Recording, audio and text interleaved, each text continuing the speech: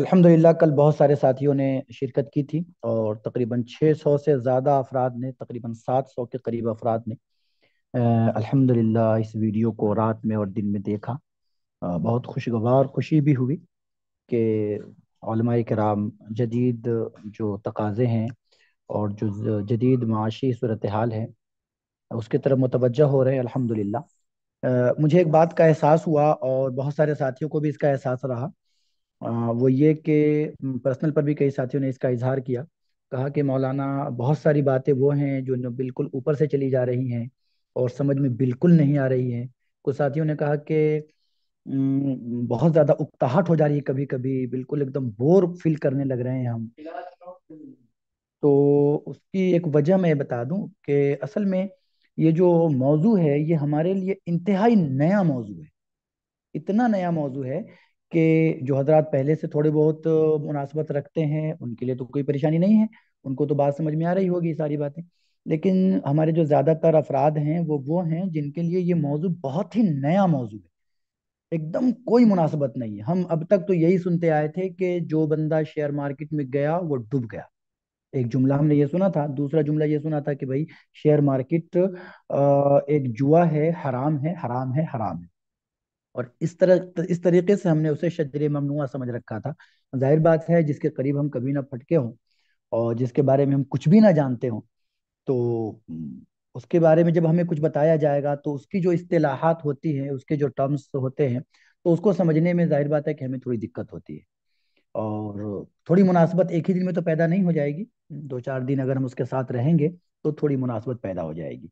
आप यकीन जानें कि जो दारुल इफ्ताओं के बड़े बड़े दारुल इफ्ताओं के फतवों की बात कर रहा हूँ मैं, जो बड़े बड़े दारुल इफ्ता के फतवे हैं खास तौर से शेयर मार्केट्स वगैरह के बारे में और क्रिप्टो करेंसी के बारे में, म्यूचुअल फंड्स वगैरह के बारे में, तो उसमें आप जब देखेंगे तो एक 10 साल पहले के फतवे, 5 साल पहले के फतवे और अभी के फतवे और एक इदारे के फतवे दूसरे के इदारों से कभी कभी बिल्कुल एकदम मतलब वो दोनों में कोई मुनासबत नहीं होती है। उसकी वजह यही है कि जाहिर बात है उस वक्त में जो मुफ्तियान कराम वहाँ बैठते थे वो बहुत ज्यादा निस्बत नहीं रखते थे सोशल नेटवर्क वगैरह से या इस तरह के मार्केट से। तो उन्होंने अपने हिसाब से एक जवाब दिया। और फिर आज के वक्त के कुछ मुफ्तियान कराम हैं जो अल्हम्दुलिल्लाह उसकी जानकारी रख रहे हैं या उसके अंदर उतर रहे हैं, तो वो एकदम से हराम नहीं कह रहे हैं, वो उनके शिकों को बयान कर रहे हैं।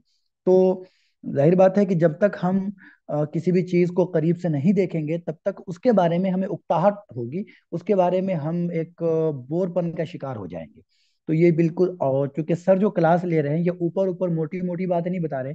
और हमने दिन में सर से बातचीत भी की तो सर ने कहा कि भाई हमने बहुत डीप में जाके बात नहीं की है। हमें ऐसा लगा कि क्लास ज्यादा लंबी हो जाएगी या जो नए हजरात जुड़े हुए हैं उनके लिए थोड़ी मुश्किल होगी, तो हम उसमें जो है थोड़ा सा शॉर्ट करके थोड़ा ऊपर ऊपर बताते हुए चले गए। लेकिन उसके बावजूद भी मैंने ये फील किया कि बहुत डीप हो गया हमारे साथियों के लिए। एक बात ये, दूसरी बात ये कि सर जो अल्फाज इस्तेमाल कर रहे हैं तो वो बहुत कॉमन वर्ड यूज कर रहे हैं, बहुत आम लफ्ज इस्तेमाल कर रहे हैं ताकि जो हमारे उलमा अल्फाज है वो समझ सके। लेकिन फिर भी मैंने ये महसूस किया कि चूंकि हमारे जो हुफाज किराम है, जो हमारे मदरसे के ज्यादातर जुड़े हुए अफराद हैं, ये फिर भी उस तरह के टर्म्स से और उस तरह के इस्तिलाहात से वाकिफ नहीं है। तो बहुत सी मरतबा वो इस्तिलाहात उनके ऊपर से चली जाती हैं। तो वो बाद में पर्सनल पर पूछते हैं कि भाई इसका क्या मतलब था, हमें समझ में नहीं आया ये। तो इस तरह की बहुत सारी चीज़ें ऐसी हैं जो परेशानी फेस हो रही है। तो इंशाल्लाह ये दूर हो जाएंगी। और आप हजरात जुड़े हुए रहें, इसको एक मरतबा गौर से सुने और एक मरतबा ना हो तो दूसरी मरतबा सुने। आदमी 1 से 2 मरतबा जब सुनता है तो उसकी बातें थोड़ी समझ में आती है। और एक बात और बताऊं कि सर बहुत डीप बात कर रहे हैं अल्हम्दुलिल्लाह आप हजरात के हवाले से, जबकि सर के हवाले से ये है कि नहीं, मैं थोड़ा सा ऊपर ऊपर बात कर रहा हूँ। तो कल की जो क्लास होगी वो इंशाल्लाह शुरू के 15 मिनट बहुत अहम होगी। शुरू के 15 से 20 मिनट अहम इसलिए होगी कि सर ने जितनी बातें की है वो मैं आप लोगों के नहीं बल्कि मैं अपनी सतह पे उतर के, मतलब हम लोगों का जो लेवल है बहुत हल्का है ना, तो मैं अपनी सतह पे उतर के इंशाल्लाह आमने सामने बात करूंगा, कोशिश करूंगा कि मैं आपके आमने सामने रहूं और आपकी तरफ से आए हुए सवालात को भी ले सकूं। तो आपके आमने सामने रहकर सर ने जो 2 दिन बहुत डीप बात की है, हम लोगों के हिसाब से, सर के हिसाब से तो ऊपर है मगर हम लोगों के हिसाब से जो लग रहा है कि बहुत अंदर उतर कर बात कर रहे हैं।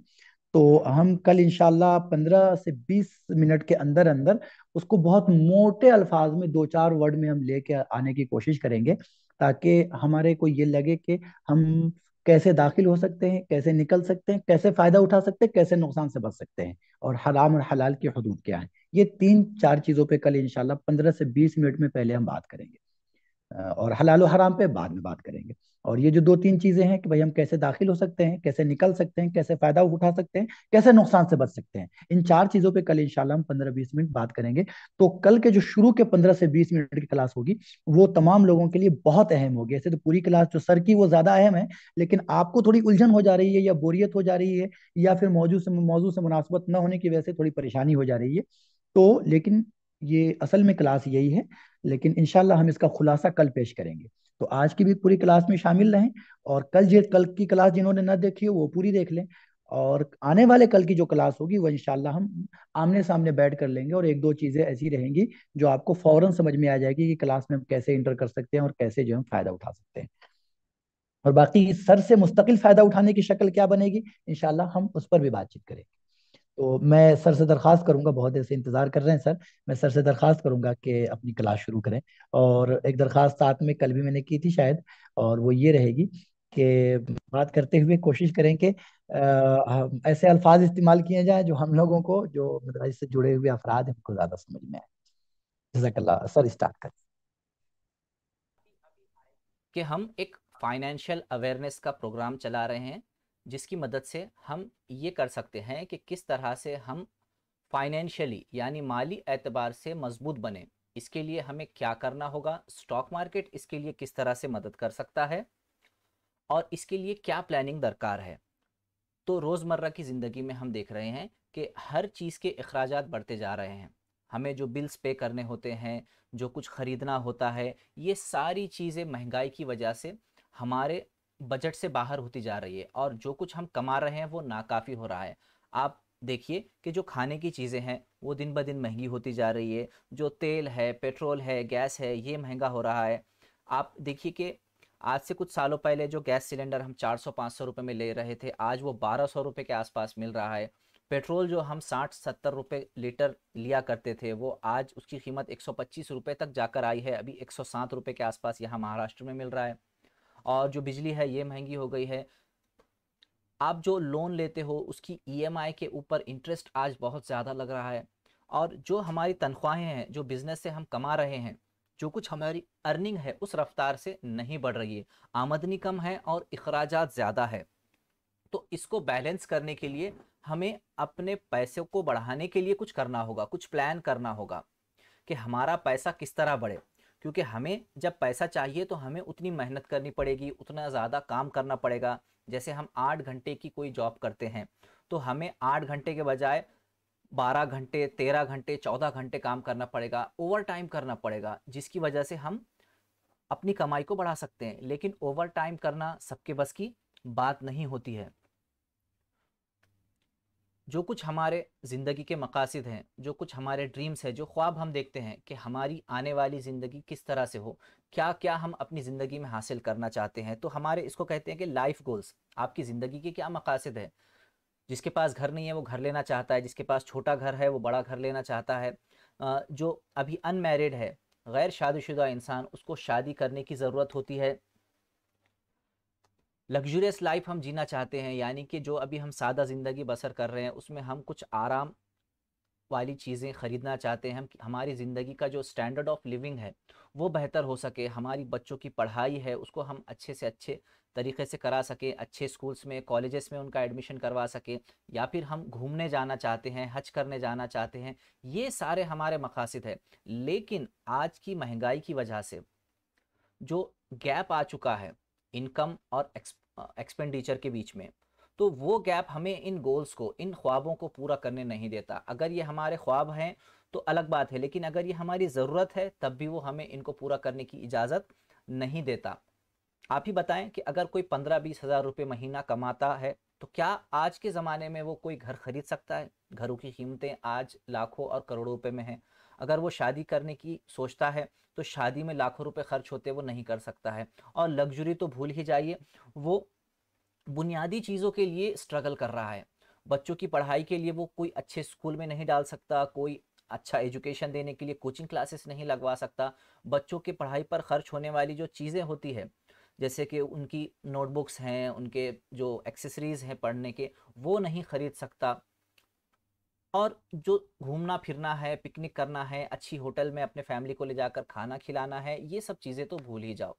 तो इसके लिए फिर हमें अपने पैसे को बढ़ाना है। अपने पैसे को किस तरह से बढ़ाएंगे? अगर आप एक मिसाल के तौर पर समझें कि एक छोटा बच्चा होता है, वो एक गल्ले में, जैसे कल एग्जाम्पल दिया गया था, रोज़ के एक एक रुपया, दो दो रुपये डालता है। जब वो गल्ला भर जाता है तो उसको वो फोड़ता है और उसमें से 500 हज़ार रुपये निकलते, वो खुश हो जाता है। तो उस बच्चे ने अपने जो पॉकेट मनी उसको मिलती थी, उसमें से कुछ पैसे डेली बेसिस पर बचाए और उनको एक जगह जमा किया। अब वो जो बड़े पैसे हैं 500 हज़ार, वो उसका कुछ कर सकता है। तो इसी तरह हम भी अपने अखराजात में से कुछ ना कुछ मंथली 5% 10% बचा सकते हैं। किस तरह से बचाना है ये आपके ऊपर है कि कोई भी गैर ज़रूरी खर्च आप उसमें कम कर सकते हो। जैसे कि आप कभी कभी होटल में खाना खाते थे, आप महीने में एक दो कपड़े नए लिया करते थे, आप 2-4 महीने में कोई नया जूता ले लिया करते थे, मोबाइल के ऊपर आप खर्च करते थे, तो कुछ ना कुछ कहीं आप कटौती करोगे तो आपके पैसे ज़रूर बचेंगे। तो हर महीने फिक्स कीजिए कि मुझे 5% 10% बचाना है उस महीने की कमाई में से, और ये सारे पैसे मुझे सेव करने हैं। अब यहाँ पर सिर्फ सेविंग की बात हुई, इन्वेस्टमेंट की नहीं हुई। तो अब उन सेव किए हुए पैसों को हम कहीं पे इन्वेस्ट करें। वो पैसे जब हम इन्वेस्ट करेंगे तो फिर वो पैसे बढ़ेंगे। और जैसे कि बात चल रही है महंगाई की और अखराजात के बढ़ने की, तो इसके साथ साथ हमें इनसिक्योरिटी होती है। इनसिक्योरिटी यानी हम ये महसूस करते हैं कि जो अभी हमारे पास नौकरी है या जो हमारा कारोबार है, ये हमसे कभी भी छिन सकता है, कभी भी ये कारोबार या नौकरी जा सकती है। जो लोग आईटी सेक्टर में काम करते होंगे, उन्होंने अभी देखा है कि बहुत सारे एमएनसी कंपनीज ने बहुत सारे लोगों को नौकरी से निकाला है, जॉब कटिंग हुई है। जहाँ यहाँ तक कि फेसबुक, ट्विटर, एप्पल वगैरह ऐसी बड़ी बड़ी कंपनियों में भी हज़ारों की तादाद में जॉब कटिंग्स हुई है। उससे पहले आप अगर लॉकडाउन का एग्जाम्पल ले ले, कोरोना का, कोविड का, उस दौरान भी हज़ारों लाखों लोगों की नौकरियां चली गई, बहुत सारे लोगों के कारोबार बंद हो गए, बहुत सारी इनफैक्ट कंपनीज भी बंद हो गई। तो इस तरह की इनसिक्योरिटी आपके साथ हमेशा लगी हुई है कि कुछ ना कुछ आपके साथ बुरा हो सकता है जिससे कि आपका रोजगार छिन जाए। तो ये रोजगार हमसे ना छिन जाए, इस महंगाई से हम लड़ सकें, अपने ड्रीम्स को पूरा कर सकें, इसलिए हमें क्या करना है? अपने पैसे को बढ़ाना है। तो हमें अगर अपने पैसे को बढ़ाना है, तो हमें अगर मेहनत करनी पड़ी तो हमें मरते दम तक मेहनत करनी पड़ेगी, जब जाके हम उस पैसे को बढ़ा पाएंगे। लेकिन ये सबके लिए मुमकिन नहीं होता।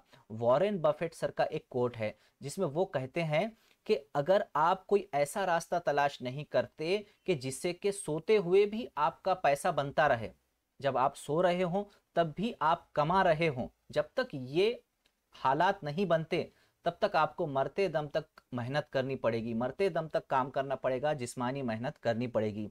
एक आदमी रोज का 8 घंटा ड्यूटी करता है, जॉब करता है, कारोबार करता है। अगर उसका जो ऑफिस है, जो उसकी दुकान है, वो घर से दूर है, तो उसके ट्रैवलिंग में भी 1 से 2 घंटे चले जाते हैं। तो वो अपने गोल्स को पूरा करने के लिए, अपने अखराजात को पूरा करने के लिए अगर उसको पार्ट टाइम काम करना पड़े, तो फिर उसको फिर 4-6 घंटे और एक्स्ट्रा निकालने होंगे। तो उसमें तो उसका पूरा दिन चला जाएगा और मुश्किल से वो रात को घर पहुंचेगा। तो इस तरह से उसकी पूरी ज़िंदगी निकल जाएगी अपने इनकम एक्सपेंडिचर को, यानी अखराजात और कमाई के जो तवाज़ुन है उसको बरकरार रखने के लिए, अपने गोल्स को, अपने ख्वाबों को हासिल करने के लिए, ज़रूरियात को पूरा करने के लिए उसको मरते दम तक मेहनत करनी पड़ेगी, खून पसीना बहाना पड़ेगा।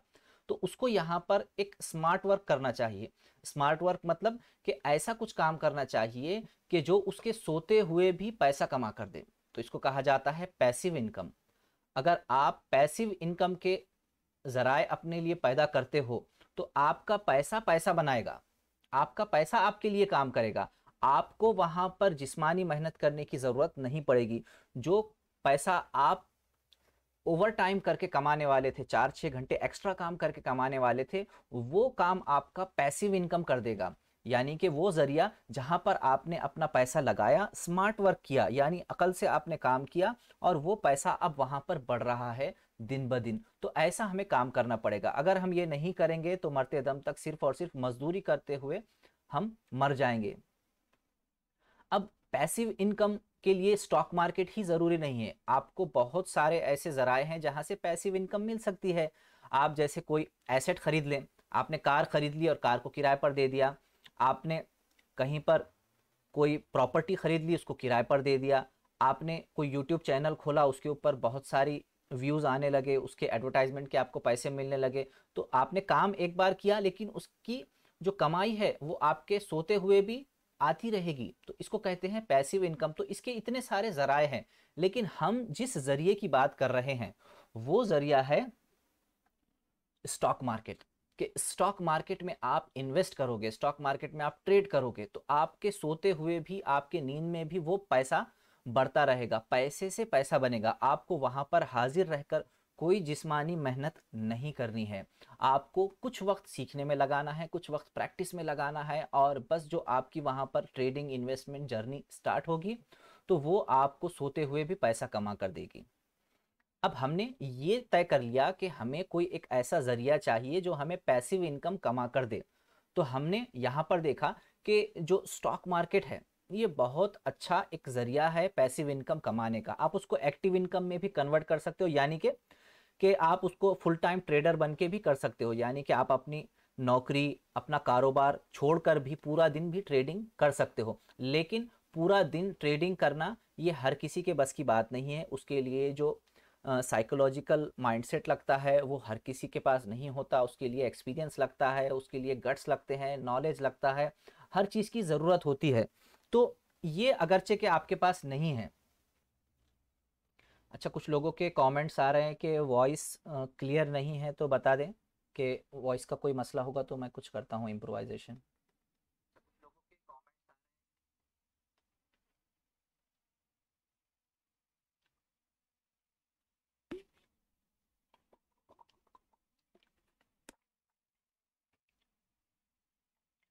ओके, तो आगे बढ़ते हैं।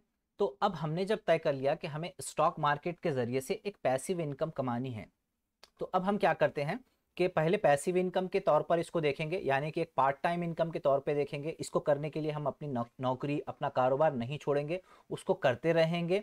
जब हमारी ये पैसिव इनकम एक्टिव इनकम से दोगुना हो जाए, यानी कि आप समझिए कि आप अगर किसी नौकरी से 20,000 रुपये महीना कमाते हैं, आपको स्टॉक मार्केट से पैसिवली काम करते हुए, यानी पार्ट टाइम काम करते हुए 40,000 50,000 मिलने लगे, और वो भी मुस्तकिल मिलने लगे, आपने 4 6 8 महीने उसी रेट से पैसे कमाए, 40 50 हज़ार रुपये आपको हर महीने आ रहे थे, तो अब आपके पास वो हुनर आ चुका है कि आप अपनी नौकरी से या अपने कारोबार से 2 गुना 3 गुना स्टॉक मार्केट से कमा सकते हो पार्ट टाइम में करके।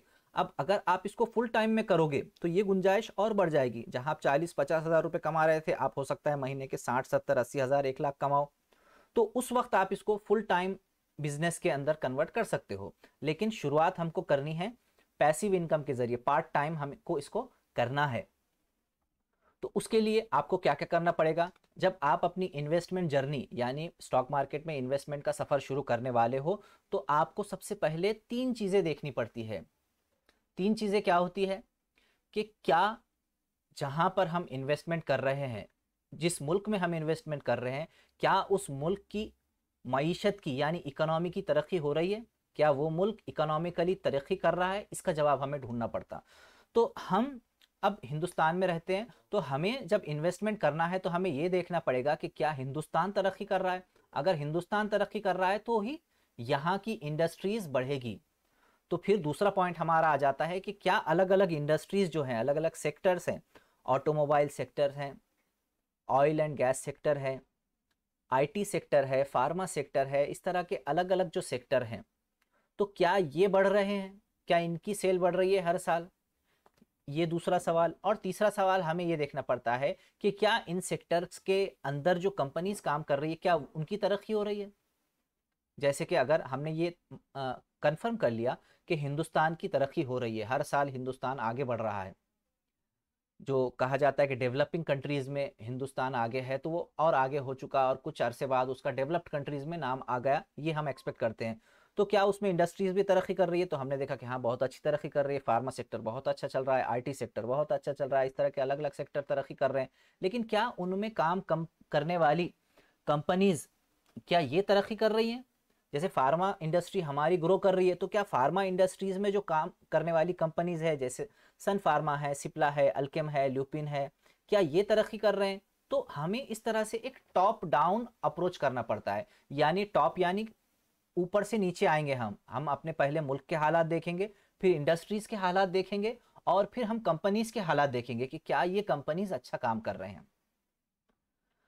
तो अब इसके लिए हम पहले टॉप डाउन अप्रोच के अंदर ये देखेंगे कि क्या इंडिया अच्छा काम कर रहा है। तो आप देख सकते हो कि जो एमर्जिंग मार्केट्स है, यानी यहाँ पर डेवलप्ड कंट्रीज जो हैं, यूरोप के कंट्रीज है, अमेरिका है, उनका जिक्र नहीं हो रहा है यहाँ पर। इनके बाद में जो कंट्रीज हैं जो अभी डेवलपिंग है, जिनमें तरक्की हो रही है, उसमें सबसे पहले नाम आता है चाइना का। चाइना की इकोनॉमी सबसे बड़ी है, 15.5 ट्रिलियन की इकोनॉमी है। उसके बाद जब किसी का नंबर आता है तो उसके बाद इंडिया का नंबर आता है, जो 3 ट्रिलियन से ऊपर की हमारी इकोनॉमी है। उसके बाद ब्राज़ील है, रशिया है, इस तरह से। तो इंडिया अभी इमर्जिंग मार्केट्स में, यानी जो मार्केट्स तेज़ी से बढ़ रहे हैं, उसमें दूसरे नंबर पर है। अगर हम इसको उसकी ग्रोथ के रेट में कैलकुलेट करें तो इंडिया का जो ग्रोथ रेट है कुछ पैरामीटर्स में चाइना से भी ज़्यादा है। चाइना के मुकाबले में इंडिया की ग्रोथ और फास्ट हुई है पिछले 1-2 साल में, 3 साल में। आप देख सकते हो 2018-19 में भी चाइना के कंपैरिजन में हमारी ग्रोथ ज़्यादा थी, और जो 2020 का एक्सपेक्टेड फिगर है वो यहाँ पर बहुत ज़्यादा है, 7.7 का। लेकिन ये डेटा थोड़ा सा पुराना है, लेकिन हम एक्सपेक्ट करते हैं कि ये इसी तरह बढ़ रहा होगा। लेकिन थोड़ा सा 2020 के बाद थोड़ा एक ब्रेक लगा होगा 1 साल के लिए, लेकिन ये उसी तरह बढ़ रहा है। लेकिन जबकि आप देखो कि अमेरिका काफ़ी पीछे है तरक्की में, इसका ये मतलब नहीं है कि हम अमेरिका से अच्छे हैं। इसका मतलब ये है कि अमेरिका ऑलरेडी अपनी एक मेच्योरिटी पर पहुंच चुका है, उसने ऑलरेडी सब कुछ हासिल कर लिया है। जहां पर सब कुछ हासिल किया गया है, अब वहां पर तरक्की के मौके कम हो जाते हैं।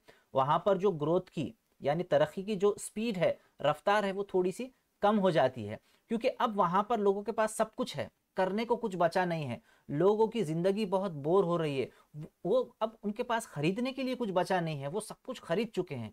तो वहां पर फिर क्या है कि सर्विसेज और गुड्स का जो सेल है, जो टर्नओवर है, वो थोड़ा सा स्लो हो चुका है। लेकिन इंडिया के अंदर अभी तरक्की बहुत होनी बाकी है। ज़्यादातर लोग गुर्बत की ज़िंदगी जीते हैं, तो उनके पास बहुत स्कोप है।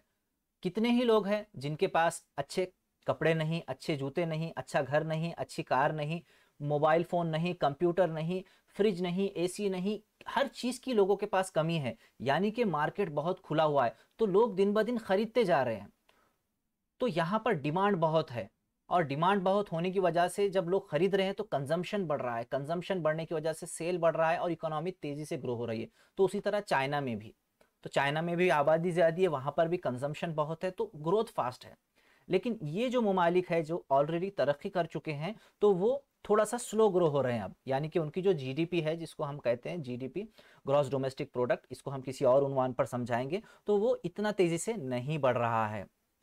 तो स्टॉक मार्केट बढ़ने की गुंजाइश उन ममालिक में ज़्यादा है जहां पर अभी तरक्की तेज़ी से हो रही है। जैसे कि कोई पेड़ है, आम का पेड़ है, इसकी ऊंचाई आप मान लीजिए कि 100 फीट होती है मैक्सिमम।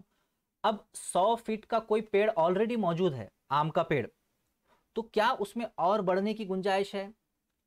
वो अब शायद ही बढ़ेगा, लेकिन फल देते रहेगा।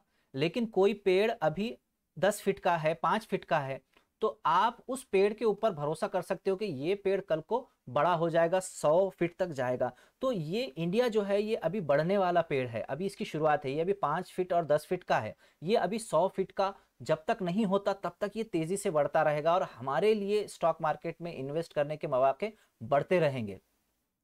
और जैसे कि यूएस भी अभी इतना तरक्की उसकी इतनी नहीं हो रही है तेज़ी से, वो ऑलरेडी तरक्की कर चुका है। उसी तरह दुनिया के दीगर ममालिक है, जैसे जापान है और कोरिया है, यूरोपियन कंट्रीज़ हैं, तो वो भी इतना तेज़ी से तरक्की नहीं कर रहे हैं जितना तेज़ी से तरक्की इंडिया और चाइना कर रहे हैं। यहाँ पर हमने कुछ जो डेटा यहाँ पर प्रेजेंट किया है, उसके यहाँ पर आपको लिंक्स भी दिए हुए हैं। इन लिंक्स पर जाके आप इसको देख सकते हो, स्टडी कर सकते हो। ये ग्रो की वेबसाइट से लिया गया है, ग्रो एक ब्रोकर है, उसकी वेबसाइट पर ये डेटा मौजूद है। अब हम देखते हैं कि इंडिया की जब तरक्की होगी तो उस तरक्की के पीछे क्या रीज़न है। उस तरक्की के पीछे जो सबसे बड़ी वजह है वो ये है कि इसकी आबादी। इसकी आबादी बहुत ज़्यादा है, सेकंड मोस्ट, यानी दुनिया में दूसरी सबसे बड़ी आबादी इंडिया के पास है। और ये आबादी जब ज़्यादा है तो इसका मतलब ये है कि यहाँ पर डिमांड भी उतनी ही ज़्यादा है चीज़ों की। जब इतनी डिमांड होगी चीज़ों की तो उसको सप्लाई करने के लिए फिर प्रोडक्शन भी उतना करना पड़ेगा, उतने कंपनीज भी यहाँ पर आएंगे, उतने कंपनीज भी यहाँ पर तेज़ी से ग्रो करेंगे। तो इंडिया का जो सबसे बड़ा एडवांटेज है वो ये है कि इंडिया के पास क्या है, बहुत बड़ी आबादी है, मार्केट बहुत बड़ा है। मार्केट, जब आप कोई दुकान खोलते हैं तो आप किसी वीरान जगह पर दुकान खोलते हैं नहीं, आप क्या करते हैं, वहां दुकान खोलते हैं जहां मार्केट होता है, वहां जो चहल पहल है, जो लोगों का आना जाना है, फुटफॉल है, वो ज़्यादा आप देखते हैं। तो इसी तरह इंडिया भी एक बहुत बड़ा मार्केट है, यहाँ बहुत चहल पहल है, लोग बहुत ज़्यादा है, इसलिए यहाँ पर कंपनीज दिन पर दिन आते जा रहे हैं। यहाँ तक के जो इंटरनेशनल ब्रांड्स है वो यहाँ से मैन्युफैक्चरिंग करवा कर अपने मुल्कों में ले जाते हैं। तो इंडिया अपनी आबादी की वजह से बहुत तरक्की कर रहा है, तेज़ी से कर रहा है। दूसरी उसके अंदर एक अच्छी चीज़ ये है कि यहाँ पर जो आबादी है उसमें सबसे ज़्यादा तादाद यंगस्टर्स की है। यंगस्टर्स यानी जवान लोग। अगर आप देखें कि दुनिया में सबसे ज़्यादा जो यंगस्टर्स हैं, जो जवान लोग हैं, वो इंडिया में हैं। अगर एवरेज एज निकाली जाए, औसत उम्र किसी सिटीज़न की, किसी शहरी की निकाली जाए, तो इंडिया के पॉपुलेशन की, पूरी आबादी की जो एवरेज एज है, यानी औसतन जो उम्र है इंडिया वालों की, वो है 29 साल। तो 29 साल का आदमी तो भरपूर जवान होता है, वो हर चीज़ करने के लिए काबिल होता है, उसके अंदर एक एनर्जी होती है, एक पैशन होता है, एक रफ्तार होती है करने की, और वो कुछ करना चाहता है, उसके पास अचीवमेंट के लिए बहुत सारा स्कोप होता है। लेकिन अगर आप दूसरे ममालिक से इसको कंपेयर करें तो देखिए, चाइना की एवरेज एज, औसत उम्र कितनी है, 37 साल है। उसके बाद यूएसए की औसत उम्र 45 साल है, और जो यूरोपियन कंट्रीज़ है, जापान है, वहाँ पर 48 साल औसत उम्र है। यानी कि उनकी जो ज़्यादा आबादी है ना, वो अभी मतलब मेच्योरिटी स्टेज में है, 40 के ऊपर, 50 के आसपास है। तो वो लोग जो है इतने प्रोडक्टिव नहीं होंगे। वो लोग स्मार्ट वर्क ज़रूर करेंगे, लेकिन हार्ड वर्क जो होता है, एक पैशन होता है, कुछ हासिल करने की चाह होती है, वो उस वक्त कम हो जाती है, उस एज पर, उस उम्र में पहुंचने के बाद। तो हिंदुस्तान के पास ये एक बड़ा एडवांटेज है कि उसकी जो ज़्यादातर पॉपुलेशन है वो यंग है। अब ये जो पॉपुलेशन है इसका कितना रेशो है, तो आप देखिए कि हिंदुस्तान की 63% से ज़्यादा आबादी जो है वो यंग है। इसमें आप देख सकते हो कि 15 से 29 साल के लोगों का तनासुब कितना है, लगभग 26% है। 30 से 44 साल के जो लोग हैं वो 21-22% है, और 60 साल तक के जो लोग हैं वो 16% है। यानी कि ये जो पूरी आबादी है ना इतनी, तो ये पूरी काम करने वाली आबादी है। और ये तो 15 साल से छोटे ये बच्चे हैं, ये पढ़ रहे हैं, ये आगे का फ्यूचर है हमारे मुल्क का। और ये 60 साल के ऊपर के ये सारे लोग, ये रिटायर्ड लोग हैं। 60 साल वाले, 60 से 74 साल वाले लोग भी जो है टॉप मैनेजमेंट में काम आ जाते हैं। वो अपना तजुर्बा आपको शेयर कर सकते हैं, वो आपको लीड कर सकते हैं, गाइड कर सकते हैं, एक मेंटोर की तरह काम कर सकते हैं। लेकिन ये जो एज ग्रुप है तीनों भी, 30 साल तक का, 45 साल तक का और 60 साल तक का, ये उस वक्त तक काम करते हैं। 60 साल के बाद उमूमन इंसान रिटायर होता है। तो जो वर्किंग फोर्स है इंडिया के पास वो बहुत ज़्यादा है, दुनिया में सबसे ज़्यादा है। तो इसलिए इंडिया के तरक्की करने के चांसेस बहुत ज़्यादा हैं। इसके बाद एक चीज़ ये देखेंगे कि स्टॉक मार्केट में जब हम इन्वेस्ट करते हैं तो हमारे पास डीमैट अकाउंट होते हैं। तो डीमैट अकाउंट अभी हमारे पास कितने हैं, अगर आप देखें तो हमारे पास जो डीमैट अकाउंट है, यानी जो लोग ट्रेडिंग या इन्वेस्टमेंट कर रहे हैं हिंदुस्तान में, वो सिर्फ 3% है। जबकि आप जो डेवलप्ड कंट्रीज़ हैं जैसे कि अमेरिका है, उसका अगर आप देख ले तो उसकी आबादी का 55% हिस्सा इन्वेस्टमेंट और ट्रेडिंग करता है। तो ये एक राज है उस मुल्क की तरक्की का, क्योंकि वहाँ के लोग उसकी इंडस्ट्रियल ग्रोथ में उसका साथ देते हैं। कल हमने देखा था कि किसी भी मुल्क की इकोनॉमी कब ग्रो होती है, जब उसकी इंडस्ट्री ग्रो होती है। उसकी इंडस्ट्री कैसे ग्रो होगी, जब इंडस्ट्रीज के पास पैसा आएगा। पैसा कहाँ से आएगा, सबसे अच्छा जरिया है स्टॉक मार्केट। तो स्टॉक मार्केट में जब इन्वेस्टर्स ज़्यादा होंगे तभी तो ज़्यादा इन्वेस्टमेंट आएगा ना। तो यूएसए में देखिए आप कि उसकी आबादी का आधे से ज़्यादा हिस्सा स्टॉक मार्केट में इन्वेस्ट करता है। मतलब कि वहाँ से इंडस्ट्रीज़ को फंडिंग मिल रही है और इंडस्ट्रीज़ ग्रो कर रही है। उसके बाद नंबर आता है यूनाइटेड किंगडम का, वो देखिए 33% है। चाइना में 13% लोग इन्वेस्टमेंट करते हैं और इंडिया में सिर्फ 3% लोग इन्वेस्टमेंट करते हैं। तो सोचिए इंडिया के पास अभी कितना स्कोप है बढ़ने का। अभी सिर्फ 3% है, 3 से 4%। ये डेटा 2020 का है। लॉकडाउन के बाद ये परसेंटेज बढ़ गया होगा, अब ये 4 या 5% होगा। तो अपने पास स्कोप अभी बहुत ज़्यादा है। अभी हो सकता है कि यूएस में इसके बाद ग्रोथ थोड़ी सी स्लो हो जाए, डीमैट अकाउंट्स की, नए इन्वेस्टर्स आने की, लेकिन इंडिया में अभी काफ़ी स्कोप मौजूद है इस रेशो को, इस तनासुब को बढ़ाने का। अब यहां से हम देखते हैं कि पहली चीज हमने टॉप डाउन अप्रोच में ये देख ली कि हिंदुस्तान बढ़ रहा है। हिंदुस्तान क्यों बढ़ रहा है उसके हमने मौके यहां पर देखे कि हिंदुस्तान के अंदर अभी जो कंजम्पशन है वो बहुत ज़्यादा है, हिंदुस्तान के अंदर प्रोडक्शन बहुत ज़्यादा हो रहा है। पूरी दुनिया हिंदुस्तान को एक सेकंड ऑप्शन की तरह देखती है। चाइना के बाद, कोरोना आने के बाद, लॉकडाउन के बाद बहुत सारे ममालिक चाइना से नाराज़ हो चुके हैं। वहाँ पर उन्होंने अपना जो आउटसोर्सिंग होती है वो बंद कर दी है। तो इंडिया के ऊपर उन्होंने अपना फोकस डाइवर्ट किया है कि यानी कि उनकी जो तवज्जो है वो हिंदुस्तान की तरफ अब हो चुकी है। तो वो अपने जो मैन्युफैक्चरिंग प्लांट है वो हिंदुस्तान में लगा रहे हैं। अभी पिछले महीने में जैसे फॉक्सकॉन की न्यूज़ आई थी, तो फॉक्सकॉन का एक बहुत बड़ा प्रोजेक्ट यहाँ पर हिंदुस्तान में आया है, जो अभी महाराष्ट्र से गुजरात शिफ्ट हो चुका है, वो प्रपोज्ड प्रोजेक्ट। तो इस तरह के बड़े बड़े प्रोजेक्ट्स यहाँ पर इंडिया के पास आ रहे हैं। वो चाइना की तरफ नहीं जा रहे हैं, वो इंडिया को अपना जो डेस्टिनेशन है, प्रोडक्शन डेस्टिनेशन के तौर पर देख रहे हैं। तो ये एक वजह है हिंदुस्तान की ग्रोथ की। अब दूसरा हम देख लेते हैं कि क्या यहाँ पर जो इंडस्ट्रीज काम कर रही हैं, जो फील्ड्स यहाँ पर मौजूद है, जो सेक्टर्स हैं, क्या वो बढ़ रहे हैं। तो इसमें आप देख सकते हो कि आईटी इंडस्ट्री का ये आपके पास चार्ट है 2008 से खुला हुआ। तो 2008 से आप देख सकते हो कि आईटी इंडस्ट्री ने किस तरह से तरक्की की है। ये आपके पास टाइम है, 2008 से लेकर 2020 तक का डेटा है, और ये आपके पास टर्नओवर है बिलियन डॉलर्स में। तो अभी जो आईटी इंडस्ट्री है 191 बिलियन डॉलर्स के आसपास पहुंच चुकी थी 2019-20 के फाइनेंशियल ईयर तक। अब ये फिगर और भी बढ़ चुका होगा। तो इस हिसाब से हम देख सकते हैं कि पिछले 12 साल में कितनी तरक्की हुई है। 3 गुना मार्केट बढ़ गया 12 साल में, 3 गुना मार्केट बढ़ गया। यहाँ पर 66 बिलियन डॉलर्स की हमारी इंडस्ट्री थी, आईटी इंडस्ट्री 2008 और 9 में। और अब आप देख सकते हो कि ये ग्रोथ कितनी तेजी से हो रही है। तो इसका मतलब ये है कि जब ये 8 और 12 साल के अंदर 12 साल के अंदर जिस तरह से ये स्पीड बढ़ी है, तो ये स्पीड आगे भी कायम रहेगी। 2021, 22, 23, 24, 25 और 2030 तक भी यही ट्रेंड चलेगा।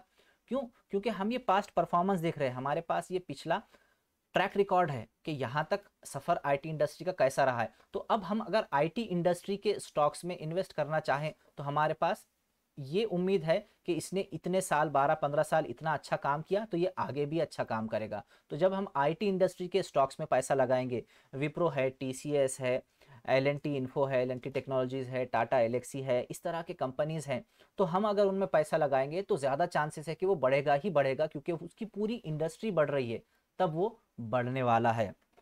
तो जिस तरह से हमने आईटी इंडस्ट्री देखी, उस तरह से और भी इंडस्ट्रीज को देख लेते हैं। यहाँ पर आप देख सकते हो कि इंडिया की जो केमिकल इंडस्ट्री है वो किस तरह से बढ़ रही है।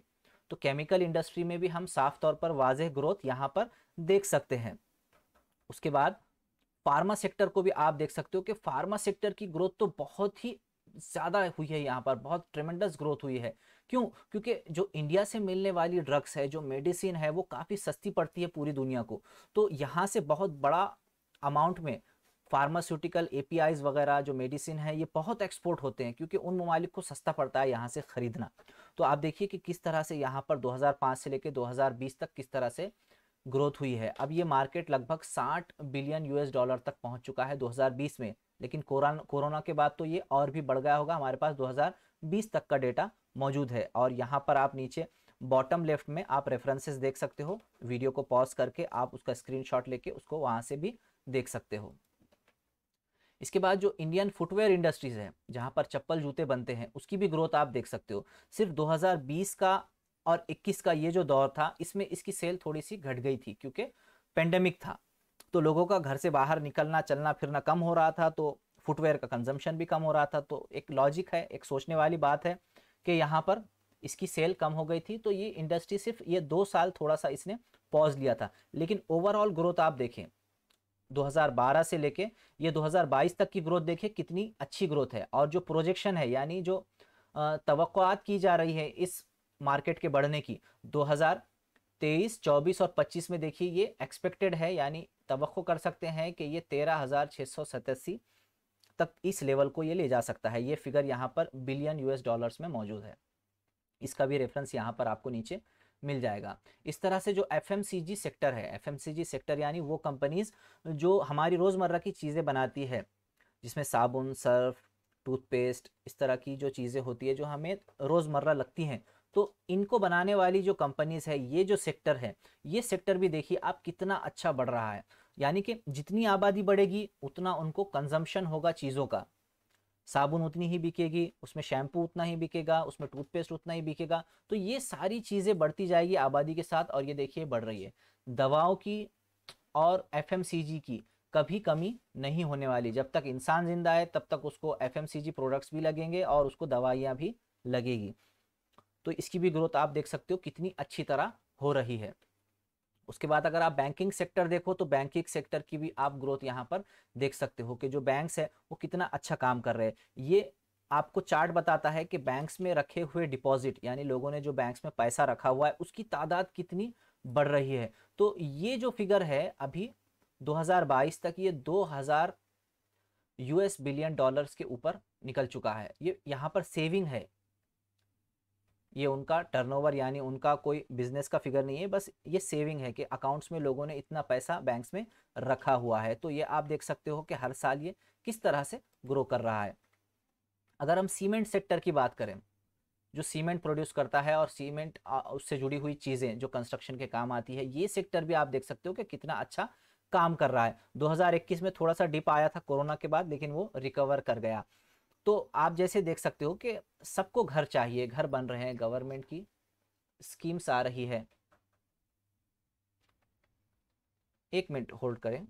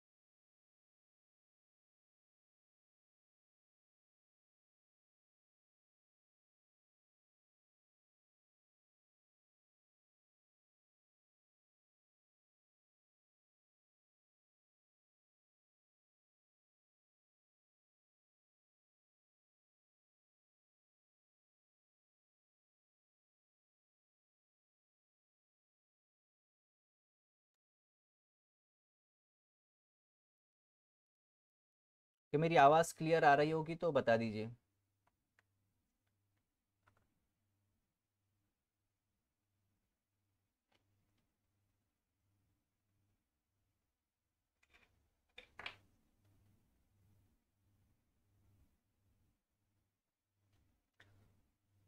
ओके, क्लियर है, आगे बढ़ सकते हैं। ओके, तो अब हमने देखा कि यहाँ पर जो सीमेंट सेक्टर है, इस सीमेंट सेक्टर की भी ग्रोथ यहाँ पर हो रही है, क्योंकि डेवलपमेंट बढ़ रहा है, यहाँ पर लोग घर बना रहे हैं, सीमेंट रोड्स बन रहे हैं, गवर्नमेंट के स्कीम्स आ रहे हैं, गवर्नमेंट हाउसेस प्रोवाइड कर रही है लोगों को। इस तरह की चीज़ें और डेवलपमेंट कंस्ट्रक्शन कंटिन्यूअसली चल रहा है। तो सीमेंट का यहाँ पर बहुत ही अच्छा बूम यहाँ पर आप देख सकते हो। और अभी अभी सीमेंट के जो स्टॉक्स है वो भी काफ़ी अच्छे चल रहे थे, काफ़ी इस इंडस्ट्री में बूम आई थी। अब जबकि हमने देख लिया कि इंडिया की इकोनॉमी बढ़ रही है, इंडिया की इंडस्ट्रीज बढ़ रही है, तो हमने दो एस्पेक्ट देख लिए, दो पहलू देख लिए टॉप डाउन अप्रोच के, जब हमें स्टॉक मार्केट में इन्वेस्ट करना है। उससे पहले एक चीज़ और हम कंफर्म कर लेते हैं कि हम जब कुछ इन्वेस्टमेंट करना चाहते हैं तो इन्वेस्टमेंट करने के ज़राए कौन कौन से, जो हमने कहा कि पैसिव इनकम आपको करनी चाहिए। तो पैसिव इनकम आप कहाँ कहाँ कर सकते हो? आप गोल्ड में पैसा लगा सकते हो, सोने में। आप कमर्शियल रियलिटी यानी कि कोई दुकान वगैरह वो ले सकते हो। आप कोई रेसिडेंशियल प्रॉपर्टी खरीद सकते हो। उसके बाद आप फिक्स डिपॉजिट कर सकते हो और स्टॉक मार्केट में पैसा लगा सकते हो आप। लेकिन इनके जो रिटर्न्स हैं, यानी कि इनसे जो सालाना आपको पैसा मिल सकता है, वो अगर देखेंगे आप तो गोल्ड में आपको हार्डली 8 से 9% का रिटर्न हर साल मिलता है। लेकिन कभी कभी ये जो स्पीड है, ग्रोथ है गोल्ड रेट बढ़ने की, वो इतनी नहीं होती है। आप देखेंगे कि अभी भी 50,000 रुपये तोला के आसपास ही सोना चल रहा है पिछले कुछ सालों से। तो गोल्ड में अगर आपने इन्वेस्ट किया होता तो अभी आप यहाँ पर बहुत मायूस हो रहे होते, क्योंकि इतना तेज़ी से वो नहीं बढ़ रहा है। फिर अगर आप इस तरह की कमर्शियल रियलिटी यानी आप दुकानें वगैरह अगर लेते थे जिसको किराए पर देना है, तो वो भी आपको साल भर के अंदर 7 से 8% का रिटर्न देते हैं। लेकिन अगर रेसिडेंशियल प्रॉपर्टी आप लेते हो तो वो तो बहुत ही धीरे धीरे आजकल बढ़ रही है। लेकिन ये एक जनरलाइज्ड व्यू है, ऐसा नहीं है कि ये हर जगह ऐसा होता है। लोकेशन के ऊपर डिपेंड होता है, मार्केट के ऊपर डिपेंड होता है कि कहीं की ज़मीन की कीमत अचानक बढ़ जाती है, वहाँ कुछ अलग सूरत हाल होती है। तो खैर, फिक्स डिपॉजिट बैंक्स में आप करते हो तो बैंक आपको ज़्यादा से ज़्यादा 6% साल का देगा। लेकिन स्टॉक मार्केट ऐसी जगह है जहाँ पर आपको 15 से 20% का रिटर्न हर साल मिल सकता है आसानी के साथ। और ये रिटर्न आपका हर साल इससे भी ज़्यादा हो सकता है। ये डिपेंड करता है आपके स्किल्स के ऊपर, आप कितना स्टॉक मार्केट को वक्त देते हो, आप कितने अच्छे कंपनीज यहाँ पर ढूंढ के निकालते हो, किस तरह का आपका इन्वेस्टमेंट और ट्रेडिंग का जो जर्नी है वो किस तरह से जा रहा है, वो उसके ऊपर डिपेंड करता है। तो हम अगर मान लें कि आप अगर इंडेक्स में भी पैसे लगाते हो, जैसे कि हमने इंडेक्स का जो मिसाल जो देखी थी कल, कि जो एनएससी होता है, एनएससी के अंदर निफ्टी होता है और सेंसेक्स होता है बीएसई के अंदर। तो निफ्टी में या सेंसेक्स में भी अगर आप इन्वेस्ट करते तो आपको 15 से 20% का रिटर्न मिल जाता। अब निफ्टी और सेंसेक्स में इन्वेस्ट करना, ये इसके लिए तो हमें कोई दिमाग लगाने की ज़रूरत नहीं है। हमने बस उसमें किसी म्यूचुअल फंड में, किसी इंडेक्स फंड में पैसे लगा दिए कि वो इंडेक्स में पैसे लगा रहा है, तो हमारे पैसे हर साल 15 से 20% ग्रो कर देते। लेकिन हम थोड़ा सा वहाँ पर अगर स्टॉक मार्केट में थोड़ा सा हमारा दिमाग लगाएंगे, थोड़ा सा वहाँ पर अच्छे स्टॉक्स ढूंढ के निकालेंगे और ख़ुद ट्रेडिंग करेंगे, तो ये परसेंटेज काफ़ी हद तक ज़्यादा हो सकता है। आने वाले स्लाइड्स में आपको यही बताया जाएगा कि इंडिविजुअल कंपनीज़ में जब आप खुद इन्वेस्ट करोगे तो आपको कितना रिटर्न मिलता है। तो ये डिफरेंट एसेट क्लासेस हैं जिनके अंदर आप इन्वेस्ट कर सकते हो। सिर्फ स्टॉक मार्केट में इन्वेस्ट करना ज़रूरी नहीं है, लेकिन आपको ये भी ख्याल रखना पड़ेगा कि आपको रिटर्न कितना मिलेगा। आप वहाँ पर इन्वेस्ट तो कर सकते हो लेकिन उतना रिटर्न आपको नहीं मिलेगा जितना रिटर्न आपको मिल रहा है उन ज़राए से, उससे ज़्यादा तो महंगाई हर साल बढ़ जाएगी।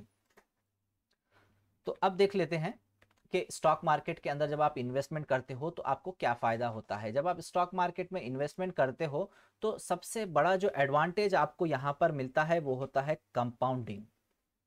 सबसे बड़ा फायदा क्या है स्टॉक मार्केट में इन्वेस्ट करने का? कंपाउंडिंग। क्यों? क्योंकि जो भी दूसरे जराए हैं जहां से आपकी इनकम आती है वो सिंपल इंटरेस्ट के कंसेप्ट पर काम करते हैं। इंटरेस्ट को आप सूद ना समझें, इंटरेस्ट का मतलब आप ये समझें कि गेन, यानी कि आपको जो हासिल हो रहा है, वो जो टर्म हम उनको बोल रहे हैं वो होती है सिंपल इंटरेस्ट। तो आपको जो चीज़ें मिल रही है, जो इनकम मिल रहा है, वो सिंपल इंटरेस्ट के कंसेप्ट पर, उसके प्रिंसिपल पर बेस्ड है। यानी कि जो आपको आज सैलरी मिल रही है, जो बिजनेस से आप कमा रहे हो, वही चीज उतना ही आपको रिटर्न बार बार मिल रहा है। लेकिन स्टॉक मार्केट में जब आप इन्वेस्ट करते हो तो ये चीज़ें यहाँ पर कंपाउंड होती जाती है। यानी आपने जो कमाया वो आपके जो बिगिनिंग में जो आपने पैसा लगाया था, जिसको हम प्रिंसिपल अमाउंट कहते हैं, उसमें वो ऐड होता है, फिर जो नया एडिशन होगा, जो नई इनकम आएगी स्टॉक मार्केट की, वो पिछले इनकम में ऐड होगी और फिर वो जो प्रिंसिपल अमाउंट है वो बढ़ता जाएगा। तो इसको हम आगे एक एग्जाम्पल से समझेंगे। तो यहाँ पर सबसे बड़ी हमारे पास जो ताकत है स्टॉक मार्केट में पैसे को बढ़ाने की, उसको हम कंपाउंडिंग कहते हैं। तो कंपाउंडिंग को मुतादिद मिसालों के जरिए हम समझने की कोशिश करेंगे कि कंपाउंडिंग क्या होता है। सर एल्बर्ट आइंस्टाइन, इन्होंने कहा है कि जो कंपाउंडिंग है वो दुनिया का 8वां अजूबा है। दुनिया में 7 अजूबे थे हमको पता है, लेकिन कंपाउंडिंग एक ऐसी चीज़ है, ऐसा उसूल है, ऐसा प्रिंसिपल है जो दुनिया का 8वां अजूबा है। इसकी वजह से हमें बहुत ही हैरत अंगेज करने वाले रिटर्न्स देखने को मिलते हैं स्टॉक मार्केट में। इसकी मिसाल आप इससे समझिए कि यहाँ पर आपको एक चार्ट दिख रहा है जिसमें आपको 2 कॉलम दिख रहे हैं। एक ये कॉलम दिख रहा है, एक ये कॉलम दिख रहा है। इस कॉलम में हम ये बता रहे हैं कि ये जो कॉलम है ये कंपाउंड इंटरेस्ट को बताता है, यानी कंपाउंडिंग हो रही है यहाँ पर। और ये जो कॉलम है, ये कॉलम आपको बताता है कि यहाँ पर सिंपल इंटरेस्ट के जरिए से पैसा बढ़ रहा है। अब इसको हम समझते हैं कि ये सिंपल इंटरेस्ट क्या है और ये कंपाउंड इंटरेस्ट क्या है। अभी एक शख्स है, उसको आप क्या करो, 30 दिन तक, यहाँ पर डेज है, 30 दिनों तक उसको हम रोज सिर्फ 1 रुपया देंगे। पहले हमने उसकी जो शुरुआत की, यानी उसका जो प्रिंसिपल अमाउंट था, जो उसका बेस था, वो कितना था, सॉरी 1 रुपया नहीं, 1 पैसा। 1 पैसे से हमने शुरुआत की कि आपको 1 पैसा दिया जाएगा और हर रोज यानी हर दिन वो 1 पैसा दोगुना होता जाएगा, 1 पैसा डबल होता जाएगा। तो हमको 1 पैसे को डबल करना है 30 दिन तक। 30 दिन तक हमारा पैसा डबल होता जाएगा। और एक शख्स है, उसको हमने 10,000 रुपये दिए और हमने ये कहा कि आपको हर दिन 10,000 रुपये मिलेंगे। तो अब आप बताइए कि 1 पैसा ज्यादा है या 10,000 रुपये ज्यादा है। तो कोई भी आम आदमी यही कहेगा कि मुझे आप रोजाना 10,000 रुपये दें, मैं इसमें खुश रहूंगा। लेकिन वो आदमी नाराज हो जाएगा अगर हम उससे कहेंगे कि आपको 1 पैसा हम देने वाले हैं। किसी का एक मैसेज आ रहा है कि ब्लड यहाँ पर दिख रहा है, ठीक है। ये जो है आप YouTube के अंदर आप देख रहे हो, तो 2 चीज़ें आप कर सकते हो यहाँ पर। एक ये कि आप अपनी जो पिक्चर क्वालिटी है उसको 1080p कर दें, फुल HD में आप देखें तो ये फिगर्स जो है आपको शार्प दिखेंगे। दूसरा ये है कि YouTube में अभी फीचर आया है कि आप पिंच जूम कर सकते हो स्क्रीन को। जब आप जूम करोगे तो ये फिगर्स आपको वहाँ पर क्लियर दिखेंगे। तो जूम इन जूम आउट का फीचर भी अभी YouTube में मौजूद है। तो चलिए वापस आते हैं अपने इस कंपाउंड इंटरेस्ट के एग्जाम्पल पर। तो हम इस शख्स को 1 पैसा दे रहे हैं शुरुआत में और उसको हम रोजाना 2 गुना पैसा देते जाएंगे जितना हमने पहली बार में दिया। तो अगले दिन हम उसको 2 पैसे देंगे, फिर उसके अगले दिन 4 पैसे देंगे, उसके अगले दिन 8 पैसे देंगे, फिर 8 का डबल 16 पैसे, फिर 16 का डबल 32 पैसे, 32 पैसे का डबल 64 पैसे, और 8वें दिन उसको मिलेंगे 1 रुपये 28 पैसे, 9वें दिन उसको मिलेंगे 2 रुपये 56 पैसे और 10वें दिन मिलेंगे 5 रुपये 12 पैसे। तो देखिए इस आदमी की तरक्की कैसी हो रही है कि उसको पहले 10 दिन में सिर्फ 5 रुपये 12 पैसे मिले, जबकि ये जो आदमी था जिसको हम 10,000 रुपये रोज दे रहे थे तो उसके तो 1 लाख रुपए बन गए। उसने यहाँ पर 1 लाख रुपये जमा कर लिए। तो अब आप कहोगे कि ये आदमी जो है ये स्मार्ट आदमी है, ये अक्लमंद है कि उसको 1 लाख रुपए मिल गए और ये जो आदमी है इसको सिर्फ 5 रुपये 12 पैसे मिले। लेकिन अब कंपाउंडिंग किस तरह से काम करता है ये आगे देखते जाइए। तो 11वें दिन अब पिछला जो अमाउंट था, पिछला अमाउंट कौन सा था, 5 रुपये 12 पैसे। अब 5 रुपये 12 पैसे का आपको डबल करना पड़ेगा, वो हो गए 10 रुपये 24 पैसे। 12वें दिन वो हो गए 20 रुपये 48 पैसे। 13वें दिन हो गए 40 रुपये 96 पैसे। फिर ये डबल होता गया, यहाँ पर 81 रुपये, यहाँ पर 163, यहाँ पर 327। 17वें दिन 655, 18वें दिन 1310 और 19वें दिन 2,621 रुपये, 20वें दिन 5,242 दिन। तो अब हमने पहले 10 दिन तक का देखा, अब 20 दिन तक का आप परफॉर्मेंस देख लीजिए कि 20 दिन के बाद इस शख्स के पास 5,242 रुपये 88 पैसे है। लेकिन ये जो शख्स है ये अभी भी आ गया, इसके पास 2 लाख रुपए जमा हो गए, यानी हर दिन इसके पास 10,000 रुपये ऐड हो रहे हैं, 10,000 रुपये बढ़ रहे हैं। तो अभी भी आप कहोगे कि 20 दिन में यही आदमी आगे निकल गया और ये आदमी पीछे रह गया, अभी इसने 5,000 रुपये जमा किए। लेकिन अब आप देखते जाइए कि यहाँ से आगे इसकी जो स्पीड है वो किस तरह से बढ़ती है, इसको कहते हैं कंपाउंडिंग।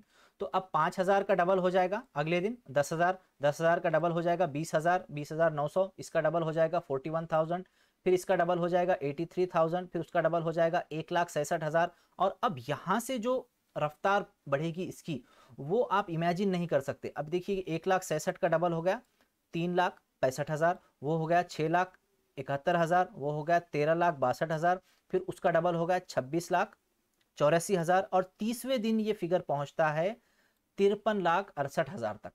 लेकिन ये जो शख्स था जो रोज 10,000 रुपए ले रहा था, तो वो कहां पहुंचा 30वें दिन, वो पहुंचा 3,00,000 रुपए तक। तो 10,000 रुपए लेकर इसने 30 दिन में 3,00,000 रुपए जमा किए। लेकिन ये जो शख्स था इसने सिर्फ एक पैसा लिया और उसको हर दिन दोगुना किया, हर दिन वो एक पैसा दोगुना होता गया। तो 30 दिन में ये 53,000 हो गए। अब जब 31वां दिन आएगा तो 31वें दिन ये फिर डबल हो जाएंगे, 53 के कितने हो जाएंगे, ये 1,56,00,000 हो जाएंगे, 1.56 करोड़ हो जाएंगे। तो ये तो 1.5 करोड़ तक पहुंच गया 31वें दिन। लेकिन ये जो शख्स है ये यहां पर 3,10,000 पर अटका हुआ होगा। फिर और अगर हम 32वें दिन की बात करें तो 32वें दिन क्या होगा, ये जो 1.5 करोड़ थे ये 3 करोड़ हो जाएंगे। तो देखिए कि अब ये इस तरह से बढ़ रहा है। अगर उसकी जो स्पीड है बढ़ने की, जिसको हम क्या कहते हैं, कंपाउंडेड ग्रोथ, जो CAGR इस तरह से उसको हम कहते हैं, तो ये इसकी जो स्पीड है बढ़ने की वो 100% बढ़ रहा है हर रोज। तो ये स्पीड उसको 32 दिन में 3 करोड़ तक लेकर आ गई। लेकिन ये शख्स जो 10,000 रुपए रोज कमा रहा था वो अभी 3,20,000 पर अटका हुआ है 32वें दिन पर। तो ये ताकत होती है कंपाउंडिंग में। तो इसी तरह के कंपाउंड इंटरेस्ट के ऊपर स्टॉक मार्केट काम करता है। अब इसको मैथमेटिकली समझ लेते हैं कि अब यहाँ पर एक एग्जांपल आपके पास है। इस एग्जांपल में क्या है कि दो आपको उसी तरह से यहाँ पर कॉलम दिख रहे हैं। ये सिंपल इंटरेस्ट है, यानी कि एक फिक्स्ड अमाउंट बढ़ता जाएगा, और ये एक है देखिए कंपाउंड इंटरेस्ट। तो इसमें फ़र्क क्या है, इसमें हमने पहले साल पैसा लगाया 100 रुपये, दोनों जगह पर हमने 100 रुपये ही लगाए हैं, 100 से ज़्यादा नहीं लगाए हैं। और जो हमको मिलने वाला इंटरेस्ट है, इंटरेस्ट मतलब जो फ़ायदा होने वाला है हमको, जो गेन होगा, जो हम कमाएंगे, वो 10% है। अब हमने जो पहला पैसा लगाया 100 रुपये, उसको हम कहेंगे प्रिंसिपल अमाउंट। प्रिंसिपल यानी पहला लगाया हुआ पैसा। तो हमारा प्रिंसिपल अमाउंट यहाँ पर है 100 रुपये दोनों कंडीशंस में। तो अब हमने 100 रुपये पर अगर 10% कमा लिया तो वो कितना होता है, 10 रुपये होता है। तो अब टोटल कितना कमा लिया उसने एक साल के अंत में, एक साल के आखिर में उसने कमाया 110 रुपये। और कंपाउंड इंटरेस्ट में भी वही हुआ, प्रिंसिपल अमाउंट था 100 रुपये, उसका 10% हुआ 10 रुपये, और टोटल एक साल में कमाई हुई 110 रुपये। तो पहले साल में दोनों भी बराबर है, ये भी बराबर है और ये भी बराबर है। लेकिन फर्क आएगा अगले साल, दूसरे साल। देखिए दूसरे साल इसका प्रिंसिपल अमाउंट जो है वो 100 रुपये है। यानी जो सिंपल इंटरेस्ट काम करता है वो उसके प्रिंसिपल अमाउंट पर ही काम करता है, उसका प्रिंसिपल अमाउंट है 100। अब चाहे दूसरे साल या तीसरे साल या 10वें साल या 20वें साल, हर साल ये जो 10% काउंट करेगा ना, ये 100 रुपये पर ही काम करेगा। 100 रुपये जो उसने शुरुआती दौर में लगाए थे, 100 रुपये उसका प्रिंसिपल अमाउंट था, तो 100 रुपये पर ही ये 10% ऐड करता जाएगा हर साल। तो अब पहले साल भी उसने 10 रुपये बढ़ाए और अगले साल भी वो 10 रुपये ही बढ़ा रहा है। क्यों? क्योंकि उसका प्रिंसिपल अमाउंट वो 100 रुपये ही ले रहा है। कहाँ पर? सिंपल इंटरेस्ट में। लेकिन कंपाउंड इंटरेस्ट में क्या हुआ, उसने जो 10% जो बढ़ाए, जो 10% इंटरेस्ट लगाया, वो किस पर लगाया, वो प्रिंसिपल अमाउंट पर नहीं लगाया। अब उसका प्रिंसिपल अमाउंट क्या हो गया, पिछले साल का टोटल। पिछले साल का जो टोटल है 110 रुपये, अब वो 110 रुपये का 10% काउंट करेगा। 110 का 10% क्या होता है, 11 रुपये। अब यहाँ फर्क आपको समझ में आता है। देखिए यहाँ पर 10% कितना हो रहा है, प्रिंसिपल अमाउंट का 100 रुपये का 10% 10 रुपये, तो इसका टोटल हो गया कितना, 110। तो पहले 10 कमाए और अब 10 कमाए, तो अब ये टोटल होता है 120। ये 100 रुपये, ये 10 रुपये और ये 10 रुपये, इस तरह से इसका टोटल 2 साल में होता है 120। लेकिन यहां पर इसने क्या किया, जो 10% इसने काउंट किया वो प्रिंसिपल अमाउंट पर काम नहीं किया, वो इसने जो कम्युलेटिव फिगर आता है, यानी कि जो अब तक का टोटल है उसके ऊपर 10% काउंट किया। यानी एक साल के इख्तिताम पर आपके पास 110 रुपये थे, तो 110 पर इसने 10% काउंट किया और 11 रुपए का आपको गेन दिया। तो यहाँ पर 11 रुपए आ गए, 110 पे उसने 11 रुपए ऐड किए, तो अब ये होता है 121 रुपये। तो 2 साल के बाद आपके पास 121 रुपये आ गए, जबकि यहाँ पर कितने आए, 120 रुपये। चलिए अभी भी आपको लगेगा कि बस एक ही रुपये का फर्क आया, ये वैसा ही होगा जैसा हमने देखा था कि पिछले 10 दिन में वो 5 पैसे तक ही पहुंचा था, सॉरी 5 रुपये तक पहुंचा था, लेकिन जो 10,000 रुपये ले रहा था वो 10 दिन में तो 1 लाख तक पहुंच गया था। तो यहाँ पर भी 2 साल के बाद कमाई में इतना ज़्यादा फर्क नहीं है। सिंपल इंटरेस्ट वाले ने 120 रुपये कमाए और कंपाउंड इंटरेस्ट वाले ने 121 कमाए। अब तीसरे साल क्या होता है कि तीसरे साल यहाँ पर जब 10% काउंट करने की बात आती है तो वो 100 रुपये पर फिर से 10% काउंट करता है। आप इसकी मिसाल असल जिंदगी में भी लीजिए कि आप जब किसी से सूद पर पैसे लेते हैं तो जितना पैसा आपने पहले लिया तो उसी पर वो ब्याज लगाता है। वो उस पर ब्याज नहीं लगाता है कि आगे कितना पैसा बचा, आगे का क्या कैलकुलेशन हुआ। जितना पैसे आपने शुरुआत में लिए थे ना, वो उसके ऊपर इंटरेस्ट कैलकुलेट करता है। तो ये सिंपल इंटरेस्ट पर चलता है। आपने एक लफ्ज़ सुना होगा, जो मराठी हजरात हैं महाराष्ट्र के, उन्होंने सुना होगा कि चक्रवर्ती ब्याज, के चक्री ब्याज भी बोलते हैं उसको। तो जिसकी चक्री चलती रहती है तो वो होता है कंपाउंड इंटरेस्ट, यानी ब्याज पे ब्याज, सूद पे सूद। तो इंटरेस्ट के ऊपर भी इंटरेस्ट लगाया जाता है, उसको बोलते हैं कंपाउंड इंटरेस्ट। तो उसी बेसिक पर हमारा जो स्टॉक मार्केट है वो काम करता है। अब हम तीसरे साल में पहुंच चुके हैं। तीसरे साल में भी इसने क्या किया, 100 रुपए के ऊपर 10 रुपए ऐड कर दिए, 10%। तो अब ये टोटल हो गया 130। तो ये हर साल 10-10 रुपए ही बढ़ाते जाएगा। किस पर कर रहा है वो कैलकुलेशन, जो प्रिंसिपल अमाउंट उसने पहले लगाया था उसी पर कर रहा है। लेकिन अब यहां पर ये जो 10% काउंट कर रहा है कंपाउंड इंटरेस्ट में, यहां पर ये किस पे कर रहा है, जो पिछले साल कमाया था। पिछले साल कितना कमाया था, 121 रुपए। तो 121 रुपए का 10% कितना होता है, 12 रुपए 10 पैसे। तो अब इसने 12 रुपए 10% का इसको रिटर्न दिया। तो अब आप ये देखिए कि 3 साल के बाद सिंपल इंटरेस्ट वाले के पास 130 रुपये है और कंपाउंड इंटरेस्ट वाले के पास 133 रुपये 10 पैसे है। अगर इसको हम 10 साल के बाद देखें तो ये फिगर आता है, सिंपल इंटरेस्ट वाला 200 रुपये तक पहुंचा 10 साल बाद, और कंपाउंड इंटरेस्ट वाला 259 रुपये 37 पैसे तक पहुंचा। तो 10 साल के बाद भी कुछ बहुत ज़्यादा फर्क हमें देखने को नहीं मिलता है। लेकिन फर्क कहाँ देखने को मिलता है, जैसे जैसे वक्त गुजरेगा ना, कंपाउंड इंटरेस्ट वाला आगे निकलते जाएगा। तो अब देखिए कि 20 साल बाद क्या होता है कि सिंपल इंटरेस्ट वाला 300 रुपये कमाता है, लेकिन कंपाउंड इंटरेस्ट वाला 672 रुपये कमाता है। अगर 30 साल की बात करें तो देखिए सिंपल इंटरेस्ट वाला 40 रुपये कमाता है और कंपाउंड इंटरेस्ट वाला 1745 रुपये कमाता है। तो अब ये फ़र्क देखिए, मानी खेज फ़र्क है कि 400 के मुकाबले में 1750 रुपये बहुत ज़्यादा है। तो इस तरह से कंपाउंड इंटरेस्ट काम करता है, यानी जो कंपाउंडिंग हो रही है पैसे की, जो आपको गेन मिला है इस साल, अगले साल वो जो गेन मिलेगा वो टोटल गेन के ऊपर मिलेगा, ना कि वो पैसा जो आपने स्टार्टिंग में लगाया था। आपने स्टार्टिंग में कहीं पर लगा लिया 1 लाख, तो 1 लाख एक बार लगाया, तो अगले साल अगर आपको इसको 10% अगर कमाना है तो 10% कमाएंगे तो इसका होगा 10,000। तो ये क्या करेगा, 1,10,000 हो जाएगा। लेकिन अब उसके अगले साल जो 10% काउंट होगा वो 1 लाख पर काउंट नहीं होगा, वो 1,10,000 पर काउंट होगा। यानी आपके पास 11,000 रुपये जो है वो 11,000 रुपये यहाँ पर और बढ़ जाएंगे। तो ये कितना हो जाएगा, फिर ये हो जाएगा उसके बाद 1.21 लैक्स, 1,21,000।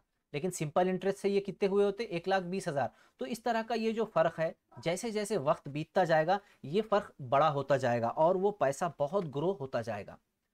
अब इसको हम एक्चुअल एग्जांपल्स में आगे देखते हैं कि किस कंपनी में आपकी कितनी ग्रोथ हुई होती। अब वॉरेन बफेट का एक एग्जांपल लेते हैं। वॉरेन बफेट कौन है, ये वॉरेन बफेट दुनिया के सबसे बड़े और सबसे अमीर इन्वेस्टर है। ये दुनिया के सबसे अमीर लोगों की फहरिस्त में अभी फ़िलहाल तीसरे या चौथे नंबर पर आते हैं। एक वक्त ऐसा आया था कि वो पहले नंबर पर भी पहुंच चुके थे। इन्होंने ये सारा पैसा स्टॉक मार्केट में इन्वेस्ट करके कमाया है, जिसमें ज़्यादातर पैसा इन्होंने कोको कोला कंपनी से कमाया है इन्वेस्ट करके। तो इन्होंने हर साल जो पैसा कमाया, उस पैसे का जो औसत है, हमने अभी 10% का एग्जाम्पल लिया, इन्होंने हर साल 20% की दर से पैसा कमाया, जिसको कहा जाता है CAGR, compounded annual growth rate. यानी कि किसी साल इन्होंने हो सकता है 5% कमाए होंगे, किसी साल 25% कमाए होंगे, किसी साल 50% कमाए होंगे, किसी साल इनको लॉस हुआ होगा, किसी साल इनको और लॉस हुआ होगा। तो इस तरह से लॉस प्रॉफिट चलता रहा, लेकिन पूरे इन्होंने इनके जो करियर है इनका 1965 से लेके दो अभी तक का करंट का, तो ये 1965 से 2019 तक का डेटा है। तो उनका एवरेज अगर निकाला जाए तो 20% आता है। तो इन्होंने हर साल 20% की दर से पैसा कमाया। तो वॉरेन बफेट जैसी शख्सियत हर साल 20% रिटर्न कमाकर दुनिया के सबसे बड़े अमीर इन्वेस्टर बन गए। तो अगर हम सिर्फ और सिर्फ इंडेक्स में भी ट्रेड करते ना, तो इंडेक्स भी हमें 17% का रिटर्न दे देता है।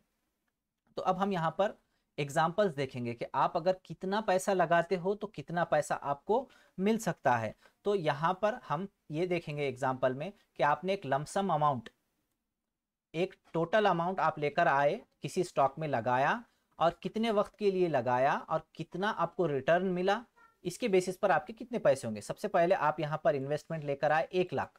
आपने सिर्फ 1 लाख रुपये किसी स्टॉक में, या आपने मल्टीपल स्टॉक्स में, मुतादिद स्टॉक्स में लगा दिए, और ये पैसा आपने लगाया 20 साल के लिए। यूजुअली हम ये सोचेंगे कि हम 20 साल के लिए रखते हैं। लाइफ एक्सपेक्टेंसी कितनी है, कितना हम जीते हैं, औसतन 60 साल या 70 साल आज की वही उम्र हो चुकी है। औसत आज 60-70 साल के आसपास ही लोग जी रहे हैं। अगर हम 30 साल की उम्र में इन्वेस्टमेंट शुरू करते हैं या 40 साल की भी उम्र में इन्वेस्टमेंट शुरू करते हैं, तो हमारे पास और भी, हम ये कह सकते हैं कि 20 साल तक हम रखेंगे पैसा। तो अगर 20 साल के लिए आप 1 लाख रुपए लगाते हो, और हर साल हम ये तवक्को करते हैं कि जैसे इंडेक्स हमारा जो है सेंसेक्स या निफ्टी, जिसकी बढ़ने की रफ्तार लगभग 17% है हर साल, वॉरेन बफेट ने कितना अचीव किया है, 20%। लेकिन हम ये एक्सपेक्ट करते हैं कि हम 20 नहीं, चलिए 17% ही हर साल कमाएंगे। तो 17% अगर हम 20 साल के लिए कमाते हैं, तो ये 20 साल के बाद कितना हो जाएगा, 23,11,000 रुपए हो जाएगा। 1 लाख लगाया, लेकिन हमें मिल कितना रहा है, 23 लाख रुपये। नीचे अगर इसका हम ग्राफ देखें, तो पहले 11 साल तक, ये देखिए पहले 11 साल तक हमको टोटल 5 लाख ही हासिल हुए थे। इसकी मिसाल उस शख्स के जैसी है कि जो 1 पैसा लेकर अपनी शुरुआत कर रहा था, और पहले 10 दिन उसके सिर्फ 5 रुपए जमा हुए थे। लेकिन उसकी जो ग्रोथ है वो असल कहाँ शुरू हुई, वो असल शुरू हुई 20 दिन के बाद। तो अब ये 10 साल तक भी ज़्यादा इसने ग्रोथ नहीं की, 1 लाख के 5 लाख ही हुए 11 साल तक। लेकिन उसके बाद आप देखिए कि उसके बाद जैसे जैसे वक्त बीतता गया, तो ये पैसा यहाँ पर बढ़ता गया, और बहुत तेज़ी से बढ़ता गया। तो आखिरी के कुछ सालों में ही देखिए ये कितना बढ़ गया। अगर इसको हम 15 साल तक भी देखें, तो 15 साल में ये कहाँ था, 10 लाख तक था। तो पहले 11 साल में ये 5 लाख तक पहुंचा, और फिर अगले सिर्फ 4 साल इसने लिए डबल होने में। फिर 10 लाख से ये डबल हुआ, कितना, 20 लाख। ये 20 लाख होने में कितना वक्त लगाया इसने, 15 साल से लेके 19 साल, सिर्फ 4 साल लगाए। तो 4 साल में ये डबल हो रहा है। अब अगले 4 साल में ये जो 20 लाख है ये 40 लाख हो जाएंगे। यानी कि हमको सिर्फ और 4 साल, यानी यहाँ पर 4 अगर ऐड कर दें तो 24 साल रुकना पड़ेगा। अगर हम 24 साल रुक जाएंगे तो ये हो जाएगा 40 लाख। अब ये किस तरह से कैलकुलेट होता है ये भी हम आपको बताएंगे, फिक्र मत कीजिए। लेकिन अगर ऐसा होता है कि हम थोड़े से यंग है, थोड़ी सी जवानी में हम अपना इन्वेस्टमेंट करियर शुरू कर देते हैं। वॉरेन बफेट से किसी ने पूछा कि आपने किस उम्र से इन्वेस्टमेंट शुरू की, उन्होंने कहा कि मैंने 11 साल की उम्र में इन्वेस्टमेंट शुरू की। तो इंटरव्यूअर ने कहा कि 11 साल तो आपने तो बहुत ही जल्दी शुरुआत की, इसीलिए आप इतने बड़े मकाम तक पहुंचे। तो उन्होंने कहा कि 11 साल में भी मुझे लगता है कि मैंने देर से शुरुआत की अपने इन्वेस्टमेंट की। तो इन्वेस्टमेंट आप जितनी जल्दी शुरू करोगे उतना आपको फ़ायदा होगा, जितनी देर करोगे उतना ये स्लो ग्रो करेगा। कि जैसे आप देख सकते हो कि 11 साल तक भी इसने कुछ खास ग्रोथ नहीं की।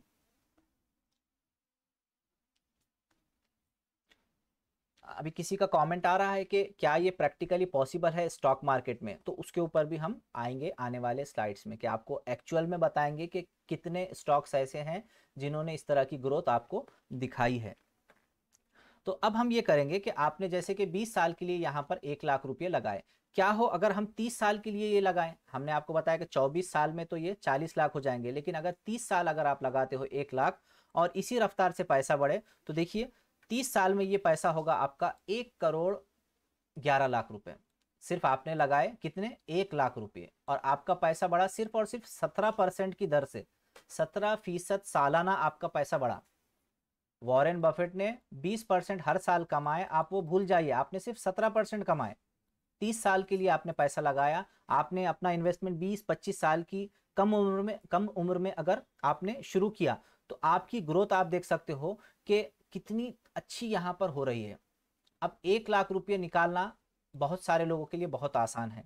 हम 1 लाख रुपए डालकर छोड़ दें, अच्छी कंपनीज में लगाएं, एक ही कंपनी में 1 लाख लगाएं या 5 कंपनीज में बांट बांट के 20,000 रुपये लगाएं, ये भी मुमकिन है। तो हम अपने लिए ये इन्वेस्टमेंट कर सकते हैं, हम अपने बच्चों के लिए कर सकते हैं कि आपने यहाँ पर जो भी है 50,000, 1 लाख आपने इन्वेस्ट किया और वो 20 साल और 30 साल या 40 साल के वक्फे में इतने बढ़ गए। तो आप यहाँ देख सकते हो कि पहले 20 साल तक ये यहाँ पर था, पहले 20 साल तक ये 20 लाख के आसपास था, लेकिन अगले 10 साल में देखिए ये कितना बढ़ा। तो जितना वक्त आप इन्वेस्टमेंट को दोगे वो उतना ही बढ़ता जाएगा। जैसे हमने वो एग्जांपल देखा था कि जिसमें 30 दिन के अंदर 30 दिन के अंदर कहां तक गया था वो, अभी मुझे वो एग्जांपल याद नहीं आ रहा है, लेकिन 32वें दिन वो उससे और डबल हो गया, करोड़ में फिगर गया। जी अब याद आया मुझे, वो 53 लाख तक हुआ था, 53। 53 लाख तक हुआ था। तो 53 लाख से वो अगले ही दिन कितना हो चुका, वो अगले ही दिन 1 करोड़ के आगे चला गया और उसके अगले दिन वो 2 करोड़ के आगे चला गया। तो जितना वक्त आप स्टॉक मार्केट में अपना पैसा रहने दोगे वो उतना ही तेजी से ग्रो होगा। यानी कि उसके ग्रोथ के लिए जो उसका जो प्रिंसिपल अमाउंट होगा वो 1 लाख रुपए नहीं होगा, वो आपको जो ग्रोथ दे रहा होगा वो पिछले रिटर्न के ऊपर दे रहा होगा। कि जैसे आपको सिर्फ यहां देखना है, जो हमने पहले एग्जांपल देखा उसमें आप ये देखिए कि 30वें दिन आपके पास 53 लाख रुपए थे, तो उसने जो आपकी ग्रोथ की वो 1 पैसे पर नहीं की जिससे आपने शुरुआत की, उसने आपकी जो ग्रोथ काउंट की वो 53 लाख से काउंट की और 53 लाख पे उतना ही एडिशन हुआ। यहाँ पर हम कितना एडिशन कर रहे हैं, 17% का। चलिए उस एग्जाम्पल में तो हम 100% का एडिशन कर रहे थे, यहाँ हम हर एक साल 17% का एडिशन कर रहे हैं। अब इसको थोड़ा सा और घुमा फिरा कर देखते हैं। अब कुछ लोग कहेंगे कि हमारे पास 1 लाख रुपए नहीं है लगाने के लिए, तो वो क्या कर सकते हैं? वो ये कर सकते हैं कि अपना पैसा माहाना स्टॉक मार्केट में लगाया करें। माहाना कितना लगा सकते हैं आपके ऊपर। हम यहाँ पर मिसाल लेते हैं कि वो 5,000 रुपये हर साल स्टॉक मार्केट में हर महीने 5,000 रुपये डालते हैं। वो हर महीने 5,000 रुपये डालते हैं और 20 साल तक वो डालते रहते हैं और वो ये तवक्को करते हैं कि हर साल उनको 17% का रिटर्न मिलेगा, हर साल 17% से उनका पैसा बढ़ेगा। तो 20 साल में आपको देखिए क्या रिटर्न मिल रहा है कि 20 साल के बाद आपको 1 करोड़ रुपए मिलेंगे और आपने टोटल पैसा कितना लगाया, आपने टोटल पैसा लगाया 12 लाख। 20 साल में आपने 12 लाख रुपए लगाए और आपको मिल कितने रहे हैं, 1,01,000 रुपये, यानी 89 लैक्स आपको ज्यादा मिल रहे हैं। कब? जब आप सिर्फ और सिर्फ 5,000 रुपये महीने के स्टॉक मार्केट में लगा रहे हो और सिर्फ 17% आप एक्सपेक्ट कर रहे हो। 17% आप किसी स्टॉक से नहीं ले रहे हो बल्कि सिर्फ इंडेक्स से ले रहे हो। जो हमारा सेंसेक्स है ये 17% की ग्रोथ से बढ़ा है। तो आप अगर कुछ नहीं करते हैं, कुछ स्टडी नहीं करते हैं, आप बिल्कुल वक्त नहीं देते हैं मार्केट को, सिर्फ किसी इंडेक्स फंड में लगा देते हैं, तो हमारा मार्केट तो वैसे भी 17% की ग्रोथ रेट से बढ़ रहा है, तो आपको तो ये तो आसानी से मिल जाएगा। अब इसको हमने जैसे ही 20 साल के लिए लगाया तो आपको 1 करोड़ रुपए मिले। अगर हम इसको 30 साल के लिए 5,000 रुपये महीना लगाते हैं तो क्या होता है? अब देखिए, तो आपने जब इसको 30 साल लगाया 5,000 रुपये महीने की दर से, तो ये आपको होते हैं 5,63,00,000 रुपये और आपने 30 साल में खर्च कितने किए? सिर्फ 18 लाख। तो 18 लाख रुपए लगाकर आप 5.5 करोड़ से ज्यादा का अमाउंट ले रहे हो स्टॉक मार्केट से 30 साल में। मुस्तकिल मिजाजी इसके लिए शर्त है कि आप अपना पैसा लगाएं, उसको निकालें नहीं, उसको बढ़ने दें, क्योंकि ये होगा कि हर साल ये 17% नहीं बढ़ेगा, ये तो एवरेज कर रहे हैं हम इसको। किसी साल जैसे हमने बताया कि किसी साल ये 10% बढ़ेगा, किसी साल 20% बढ़ेगा, किसी साल 30% होगा, या किसी साल ये नुकसान में भी आएगा, किसी साल 15% का लॉस भी होगा, किसी साल 5% का लॉस भी होगा। लेकिन पूरे सालों का अगर हम एक एवरेज निकालें तो वो एवरेज 15, 17, 20% के आसपास निकलेगा। तो अब हमने ये देखा कि आपने अगर 5,000 रुपये माहाना लगाया और 17% का आपने रिटर्न लिया। अब अगर हम ये करते हैं कि हमने इन्वेस्टमेंट नहीं किया, हमने ट्रेडिंग की। इन्वेस्टमेंट मतलब एक बार पैसा लगाया छोड़ दिया, ट्रेडिंग मतलब आपने कुछ खरीदा और कुछ दिनों बाद बेचा, खरीदा बेचा, खरीदते रहे बेचते रहे, लेकिन पैसा आप निकाल कर घर नहीं ले गए, पैसा आपने मार्केट में ही रखा, लेकिन खरीदते रहे बेचते गए। तो अगर हम ये कहें कि हमें हर महीने 4% का प्रॉफिट हो, हर महीने ट्रेडिंग करके 4% का प्रॉफिट निकालना कोई बड़ी बात नहीं है। हम आगे बताएंगे आपको कि स्टॉक मार्केट की पोटेंशियल कितनी है। अगर आप इसको अच्छे से सीखते हो तो आप हर महीने 4% नहीं, आप हर हफ्ते भी 4 से 10% भी प्रॉफिट निकाल सकते हो। उसके एग्जाम्पल्स भी हम आपको बताएंगे, जो असल में है भी हकीकी तौर पर या नहीं है वो आप खुद तय कर सकते हो। फिर तो आपने क्या किया, हर महीने का 4% प्रॉफिट कमाया ट्रेडिंग करके। ट्रेडिंग में थोड़ा सा ज़्यादा वक्त देना पड़ेगा आपको, लेकिन होता है। तो 4% आपने प्रॉफिट कमाया, तो साल का कितना हो जाएगा, साल में होते हैं 12 महीने, तो 12 को अगर हम 4 से ज़रब कर दें तो क्या होगा, 12 चौके 48, तो साल में आपने 48% प्रॉफिट कमाया। तो अगर आप 1 लाख रुपये से अपनी ट्रेडिंग शुरू करते हो और 20 साल तक इसी तरह 48% हर साल कमाओगे, तो आपका टोटल इन्वेस्टमेंट तो था 1 लाख, लेकिन आपने कमाए 25.5 करोड़ रुपए 20 साल में। 25.5 करोड़ रुपए आपकी 20 साल की अर्निंग होगी, और इसी रफ्तार से आप इन्वेस्ट करोगे तो ये अर्निंग बढ़ के हो जाएगी कितनी, 1282 करोड़ रुपए। शुरुआत आपने की थी 1 लाख रुपए से, 30 साल तक आप हर साल 48% कमाते गए। 48% का मतलब है कि हर महीने 4% कमाते गए। मैंने 4% बहुत कम लिया है यहाँ पर, बहुत कम। तो आपको लगेगा कि ये हकीकी तौर पर ये मुमकिन नहीं है, लेकिन ये मुमकिन है। इसको हम आगे आपको चार्ट्स में बताएंगे कि किस तरह से मुमकिन है।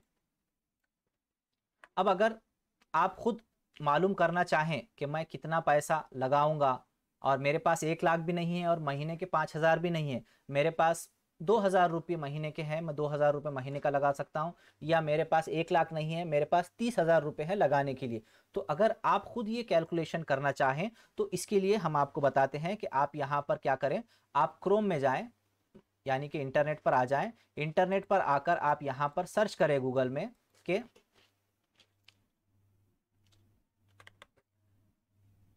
इन्वेस्टमेंट रिटर्न, आप यहां पर डाल दें इन्वेस्टमेंट रिटर्न कैलकुलेटर, ऐसा कुछ डाल दें आप, इन्वेस्टमेंट रिटर्न कैलकुलेटर। देखिए मैंने इन्वेस्टमेंट रिटर्न कैलकुलेटर सर्च किया, तो अब यहाँ पर बहुत सारे वेबसाइट्स आपको मिल जाएंगे जो इस तरह से आपको कैलकुलेट करके देंगे।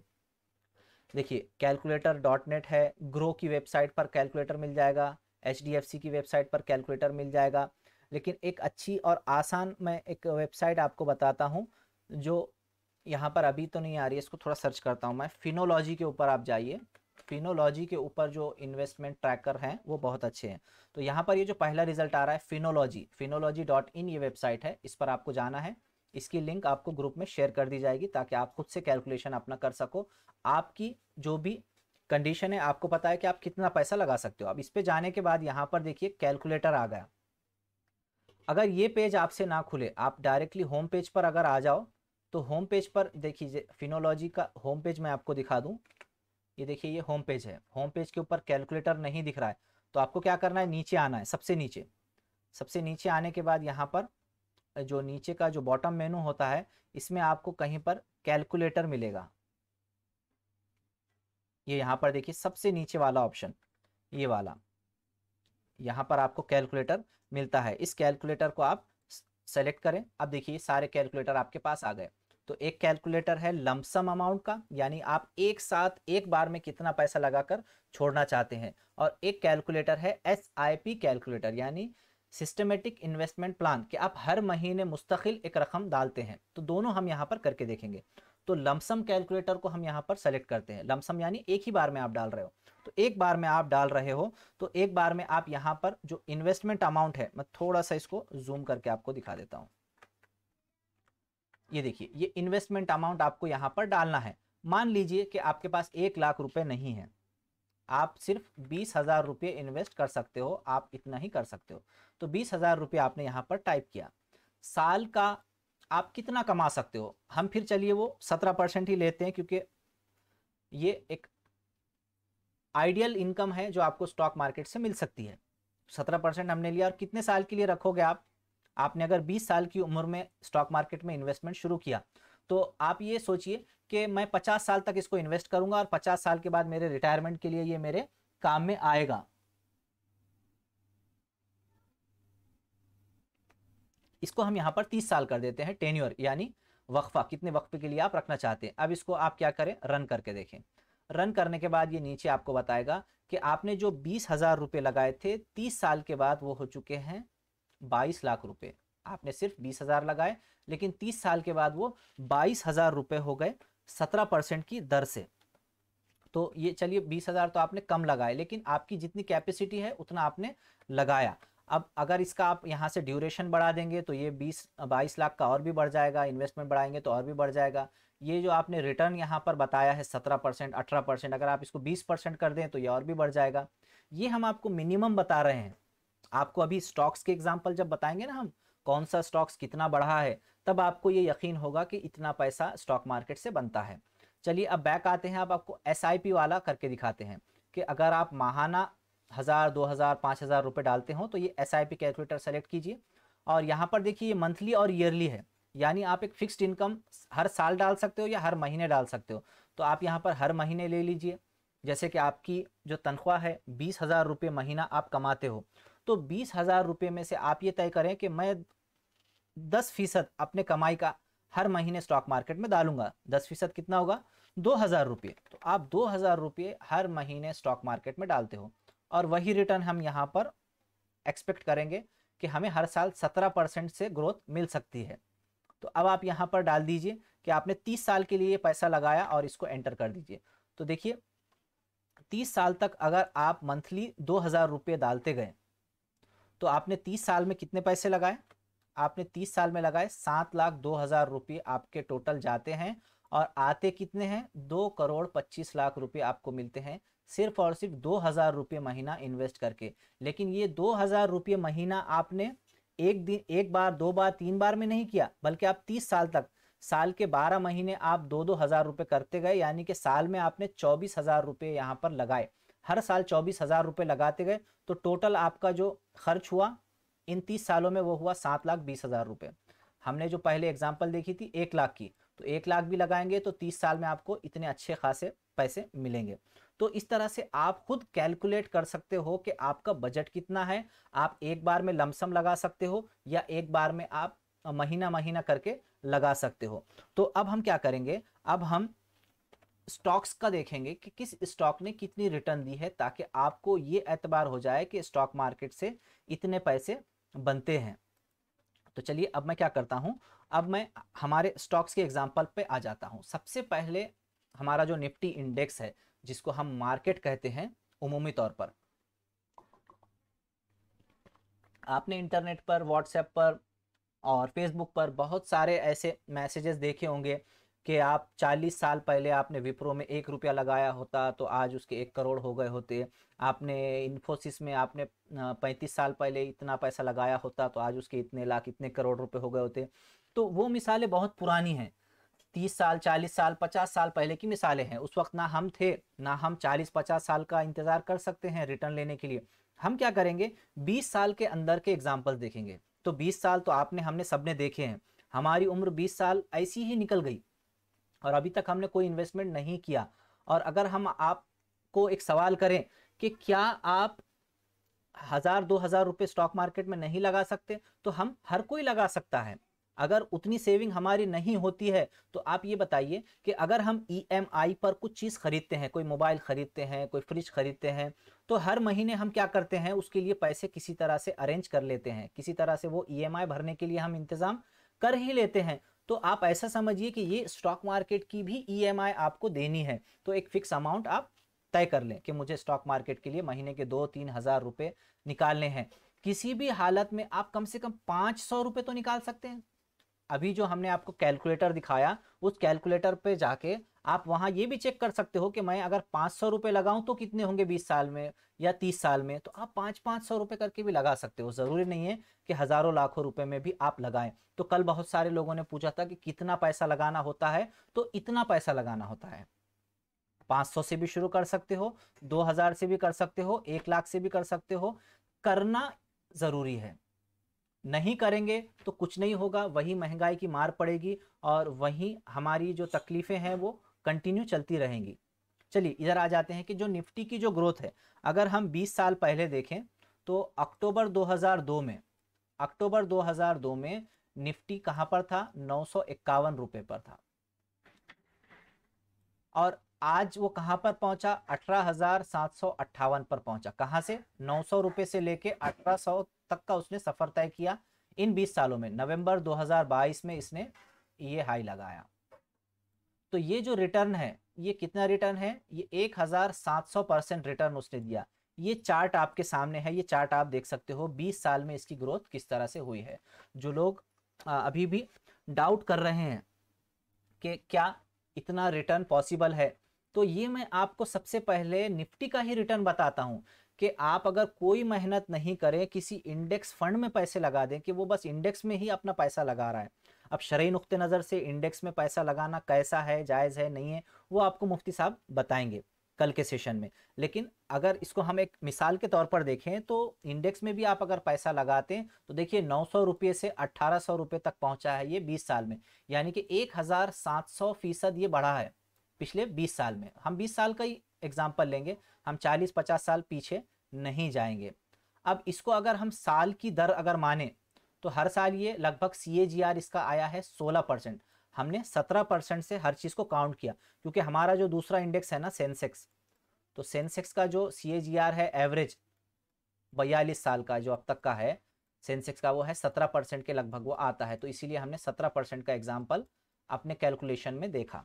तो आपको इंडेक्स भी किसी गिरी हुई हालत में 16-17% का रिटर्न दे देता है। इसमें आपका कोई कमाल नहीं है, कुछ आपको दिमाग नहीं लगाना है, बस इंडेक्स फंड में पैसा लगा देना है। तो अगर आप 1 लाख रुपये इस इंडेक्स फंड में लगाते तो 20 साल के बाद उसकी वैल्यू लगभग 20 लाख रुपए हो जाती। तो 20 साल के लिए आपने निफ्टी में भी पैसा लगाया तो वो पैसा यहाँ पर कितना हो रहा है? वो पैसा हो रहा है 20 लाख, 20 गुना वो पैसा बढ़ गया। और रिटर्न कितना है? सिर्फ 16% है, ज़्यादा भी नहीं है। आपको ऐसी ऐसी मिसालें हम बताएंगे कि एक एक दो दो दिन में स्टॉक 16% बढ़ जाते हैं। एक एक दो दो दिन में, मैं साल की बात नहीं कर रहा हूं, सिर्फ एक दो दिन में, एक हफ्ते में भी आपको ये 16% का रिटर्न मिल जाता है। लेकिन उसके लिए सीखना ज़रूरी है, वो एक अलग उन्वान है, उसके ऊपर हम किसी और वक्त में आपको बताएंगे कि किस तरह से वो किया जाता है। तो अब किसी और स्टॉक पर आते हैं। अब हमने इंडेक्स का तो देखा, अब यहाँ पर एक स्टॉक आपके पास खुला है, वो है TCS, टाटा कंसल्टेंसी सर्विसेज। ये टाटा ग्रुप की IT कंपनी है, ये मुल्क की सबसे बड़ी IT कंपनी है। अगर 2004 में हम देखें तो इसका प्राइस था 123 रुपये, जो यहाँ है। तो 2004 में 123 रुपये से बढ़ के अब ये हो गया 3,775 अगस्त 2021 में। इसने जो रिटर्न दिए है वो 2,956% रिटर्न दिए है। और ये हर साल जो औसतन बढ़ा है वो किस औसत से बढ़ा है? 21% से, 21% से बढ़ा है। हमने जो एग्जाम्पल्स लिए थे वो 17% के लिए थे, लेकिन यहां पर हम देख रहे हैं कि 21% से ये स्टॉक बढ़ा है। और कितने अरसे में बढ़ा है? 18 साल में। तो 18 साल में इसकी ये ग्रोथ हुई है। 18 साल में उसने लगभग 3,000% की ग्रोथ दी है 21% CAGR से। तो अब आप यहाँ देखिए कि अगर आप 18 साल TCS में इन्वेस्ट करते, 2004 में 1 लाख रुपए लगाते, 2004 तो लगभग सबने देखा होगा, तो बहुत पुरानी बात नहीं कर रहा हूं मैं 1990 की, 1980 की। 2004 में ही आप 1 लाख रुपए लगाते थे तो 18 साल में वो होते थे लगभग 31 लाख रुपए, 30,91,000 सिर्फ 18 साल में। एक और एग्जाम्पल देख लेते हैं, डीमार्ट। डीमार्ट आपको पता होगा, अवेन्यू सुपरमार्ट के नाम से इसका स्टॉक है। डीमार्ट क्या है? ये एक रिटेल चेन है, एक सुपरमार्केट है, जैसे शॉपिंग मॉल भी जिसको हम कह सकते हैं, कि वहाँ पर हम जाते हैं, बहुत सारी चीज़ें खरीदते हैं, आपको बहुत अच्छे डिस्काउंट भी मिलते हैं। तो ये एक सुपरमार्केट चेन है। तो डीमार्ट की शुरुआत हुई है 2017 में। बहुत पुराना एग्जाम्पल मैं नहीं दे रहा हूँ। 2017 में जब ये शुरू हुआ तो 637 रुपये पर ये शुरू हुआ। यहाँ पर इस जगह देखिए, मार्च 2017 में 637 रुपये इसकी कीमत थी, जो नवंबर 2021 में अपने हाईएस्ट पॉइंट पर पहुंची, जो थी 4,710 रुपये। तो 4,710 रुपये का इसने हाई लगाया, तो रिटर्न कितना हुआ? 638%। 638% ये यहाँ से यहाँ तक ऊपर गया। कितने साल में? सिर्फ 4.5 साल में। 4.5 साल में इसने इतनी बड़ी हमें ग्रोथ दी। और इसका जो 4.5 साल का औसत ग्रोथ रेट है, जो CAGR है, वो कितना है? 56% है। तो हम एग्जाम्पल देख रहे थे 17% रिटर्न के, यहाँ तो आपको 56% रिटर्न मिल रहा है। और किसी भी ऐरी गैरी कंपनी में नहीं, एक अच्छी कंपनी डी मार्ट जैसी कंपनी। तो अगर आप इसमें सिर्फ 4 साल पहले 1 लाख रुपए लगाते थे, सिर्फ 4 साल पहले, तो वो 1 लाख रुपए इन 4 सालों में 7.5 लाख रुपए हो गए होते। तो सिर्फ 4 साल में इतना अच्छा रिटर्न, ये तो बहुत बढ़िया है। तो अगर आप 1 लाख के बजाय ज़्यादा पैसा लगाते, 10 लाख लगाते, तो 10 लाख के वो कितने हो जाते, फिर 70 लाख हो जाते। तो और भी कंपनीज के एग्जाम्पल देखते हैं, और फिर हम आपको ये भी बताएंगे कि किस चार्ट के ऊपर जाके आपको ये ग्रोथ किस तरह से मेजर करनी है कि ये 638% हम सच में कह रहे हैं या नहीं कह रहे हैं। तो ये भी आप चेक कर सकते हो, वो भी बताएंगे आपको। तो अभी आप ये एक एग्जांपल देखिए, टाइटन। टाइटन की आप देखते हैं घड़ियां आती है, टाइटन का वो फास्ट ट्रैक नाम के सनग्लासेस वगैरह आते हैं, उनका एक ज्वेलरी ब्रांड है।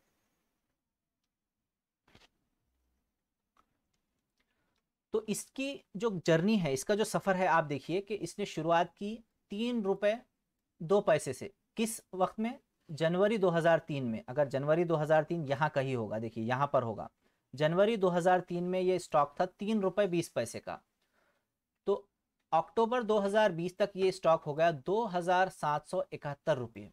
2771 रुपये। तो इसका जो रिटर्न है कितना है देखिए, 86,000%, 86,535% इसने रिटर्न दिया है। अगर आप इसका इन 20 सालों का औसतन रिटर्न निकाले CAGR, तो ये हर साल 40% की रफ्तार से बढ़ा है। तो हम तो वहाँ पर 17% से देख रहे थे कि 17% हमने वहाँ पर ग्रोथ एक्सपेक्ट की थी। तो लेकिन ये तो स्टॉक हमारे 20%, 56% और 40% से बढ़ रहे हैं। तो अगर आप कैलकुलेटर में 40% डाल के सर्च करोगे ना, तो फिर तो वो करोड़ों अरबों रुपए में आपका कैलकुलेशन पहुंच जाएगा। यही वो स्टॉक है टाइटन, जिसने राकेश झुनझुनवाला को इंडिया का सबसे अमीर इन्वेस्टर बनाया। अब आप इसमें अगर 1 लाख रुपए लगाते थे 2003 में, तो वो 1 लाख रुपये आज यानी 2022 में बन जाते थे 8 करोड़ 63 लाख रुपए। और ये चार्ट आपके सामने है, मैं कोई दिल से आपको नहीं बोल रहा हूँ, ये चार्ट आप देख सकते हो।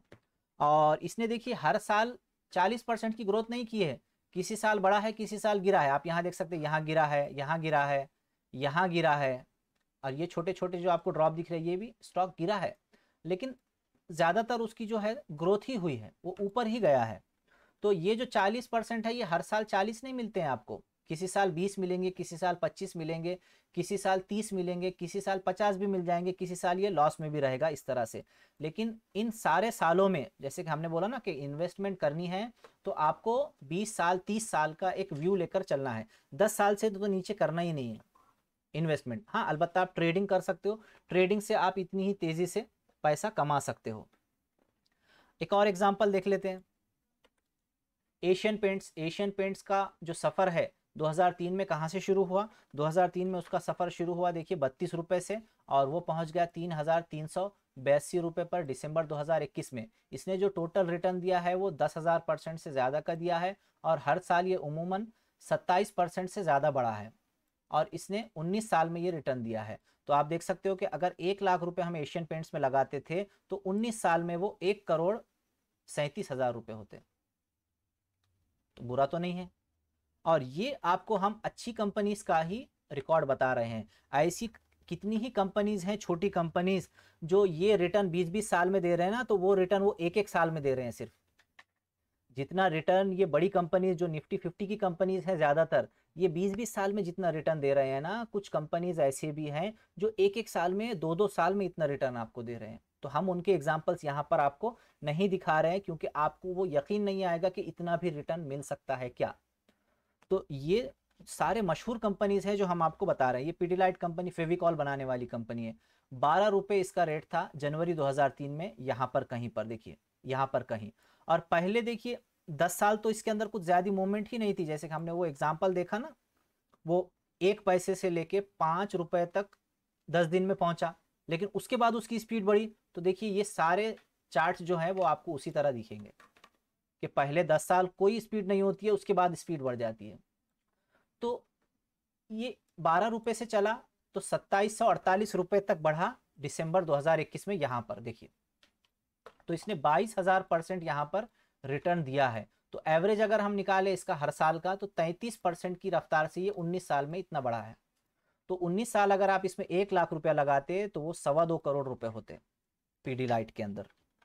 एक और एग्जाम्पल देखते हैं। इस एग्जाम्पल में आप रिलैक्सो का एग्जाम्पल ले सकते हो, जो नॉन लेदर सेगमेंट में नंबर 1 कंपनी है इंडिया की। तो 15 रुपए इसका स्टॉक था जून 2011 में। अब तो ये तो ज्यादा पुराना एग्जाम्पल नहीं है, बस 10 साल पहले का है। तो जून 2011 में 15 रुपए का था, और अक्टूबर 2021 में कितने का हुआ है? ये 1331 रुपए का हुआ है। तो इसने 8780% रिटर्न दिया है। अगर इसका सालाना औसत हम निकाले तो कितना होता है? 55% इसने हर साल का रिटर्न दिया है। तो देखिए, अगर आप 1 लाख रुपए इसमें लगाते तो 10 साल में ये 80 लाख रुपए बनते। तो देखिए यहां से ये किस तरह से बढ़ा है, आप देख सकते हो। तो यहां तक ये गया है, इस हाइट तक। तो अब ये यहाँ से गिर रहा है, इसका करेक्शन फेज है। इसको हम किसी और उन्वान पर समझेंगे कि करेक्शन क्या होता है। तो देखिए यहाँ पर भी करेक्शन हुआ था, यहाँ पर भी हुआ था। तो कुछ वक्त ऐसा आता है कि थोड़ा सा स्टॉक नीचे आता है, लेकिन वो over the period of time long run में ऊपर ही जाता है। एक और एग्जाम्पल देख लेते हैं, सन फार्मा का देख लेते हैं, फार्मास्यूटिकल कंपनी। इस कंपनी में अगर आप 1 लाख रुपए लगाते तो 20 साल के अंदर ये 72 लाख रुपए बन जाते। सन फार्मा सबसे बड़ी फार्मास्यूटिकल कंपनी है इंडिया की। तो इसने 20 साल के अंदर आपको लगभग 24% के दर से रिटर्न दिया है। इसका CAGR 24% आता है, और इसने टोटल रिटर्न अगर परसेंटेज में हम कहें तो 7107% इसने रिटर्न दिया है 20 साल में। 14.5 रुपए से ये जनवरी 2003 में आपको मिल रहा था। अब ये नवंबर 2022 में 1046 रुपए इसका प्राइस चल रहा था, जो कि यहाँ पर है। अभी देखिए ये इतने सालों में यहाँ तक गया, और इस हाइट से जब गिरा तो यहाँ तक नीचे आया, और फिर वहां से उठ के वो उतना ही ऊपर गया, और उसकी भी ऊपर निकला।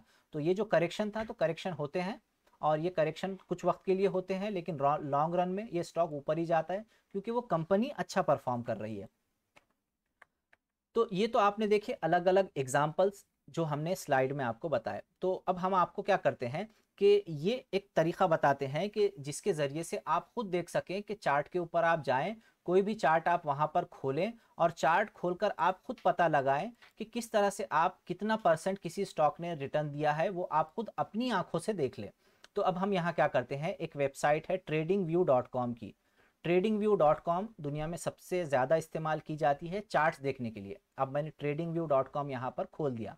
अब यहाँ पर कोई चार्ट यहाँ पर बना हुआ है, इसको हम छोड़ देंगे, और यहाँ पर हम क्या करेंगे, कोई भी स्टॉक यहाँ पर सर्च करेंगे। कोई स्टॉक आपको सर्च करना है, जैसे कि मैंने यहाँ पर सर्च किया, देखिए जिंदल स्टील। कोई भी आप सर्च कर सकते हो। यहाँ पर ये जिंदल स्टील एंड पावर यहाँ पर आपको दिख रहा है। अब ये शरिया कंप्लाइंट है नहीं है, इसकी बात हम नहीं कर रहे हैं, ना ही आपको रिकमेंडेशन दे रहे हैं कि इसको आप खरीदिए।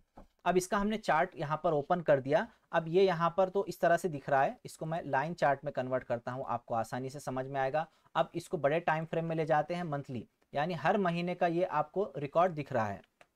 अब यहाँ पर आप देख सकते हो कि इस स्टॉक की जो जर्नी है, जो सफ़र है, वो यहाँ से इस तरह से शुरू हुआ, और ये देखिए ये इतने ऊपर यहाँ पर गया, और यहाँ नीचे आया, और यहाँ से फिर ये उसी ऊंचाई पर वापस जाने के लिए गामजन है।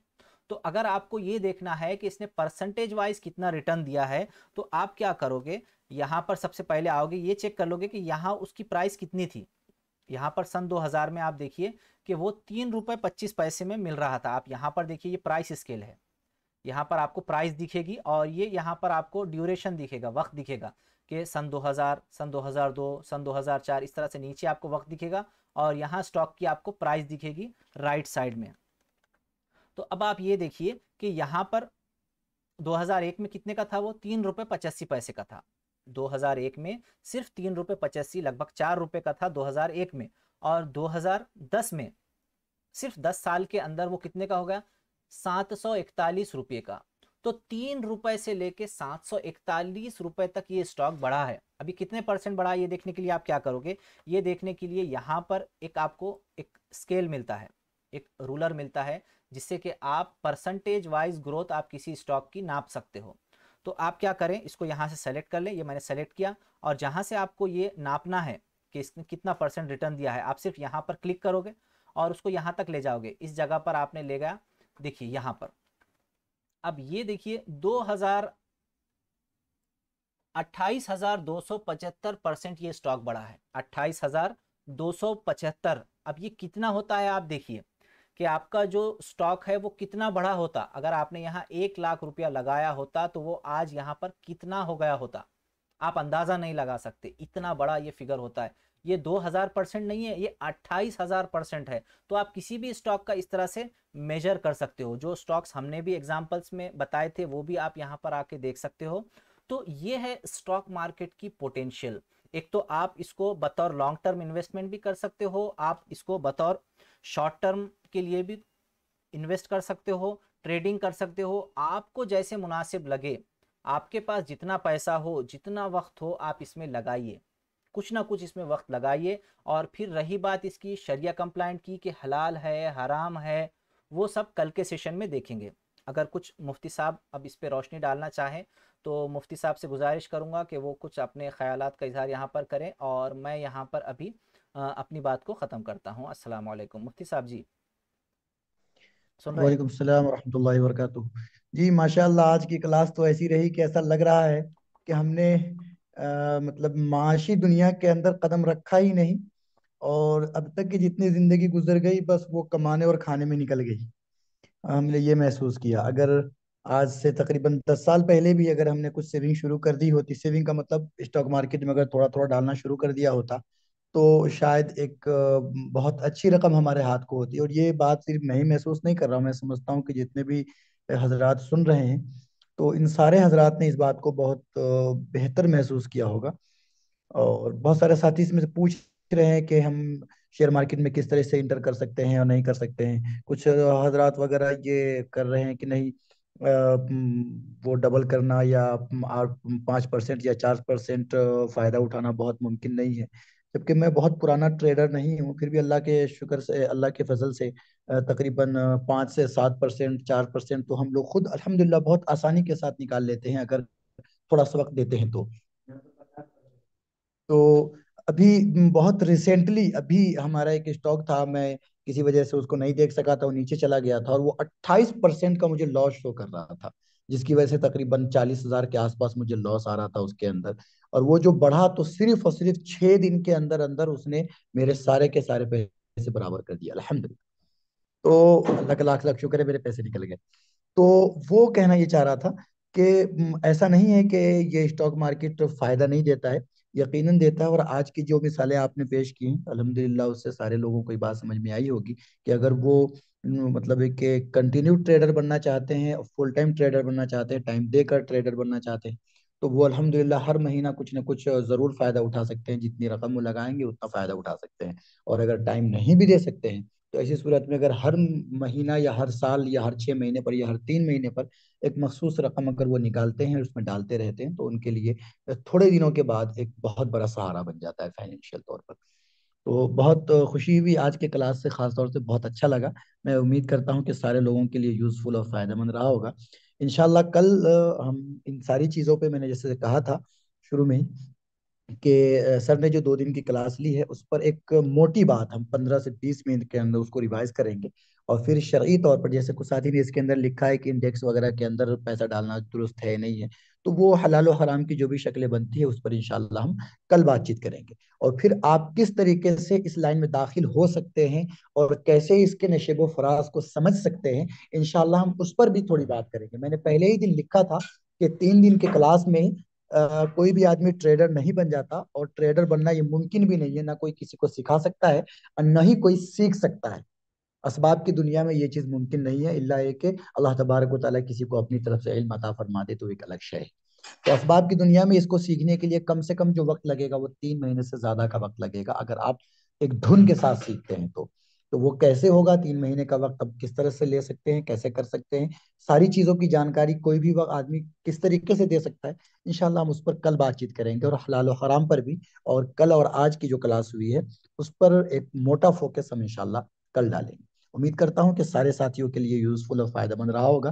अल्लाह ने चाहा तो इसके अंदर से जितने भी हजरात शेयर मार्केट में दाखिल होने की कोशिश करेंगे, हम उनकी हेल्प भी करेंगे कि वो कैसे इस मार्केट में अकाउंट खोल सकते हैं और किस तरीके से वो इसके अंदर आ सकते हैं, और कैसे मार्केट के नशेबो फराज को समझकर उससे फायदा उठा सकते हैं। मैं समझता हूँ कि सर बात मुकम्मल हो गई, तो कल जी के लिए इसको मौकूफ कर लिया जाए।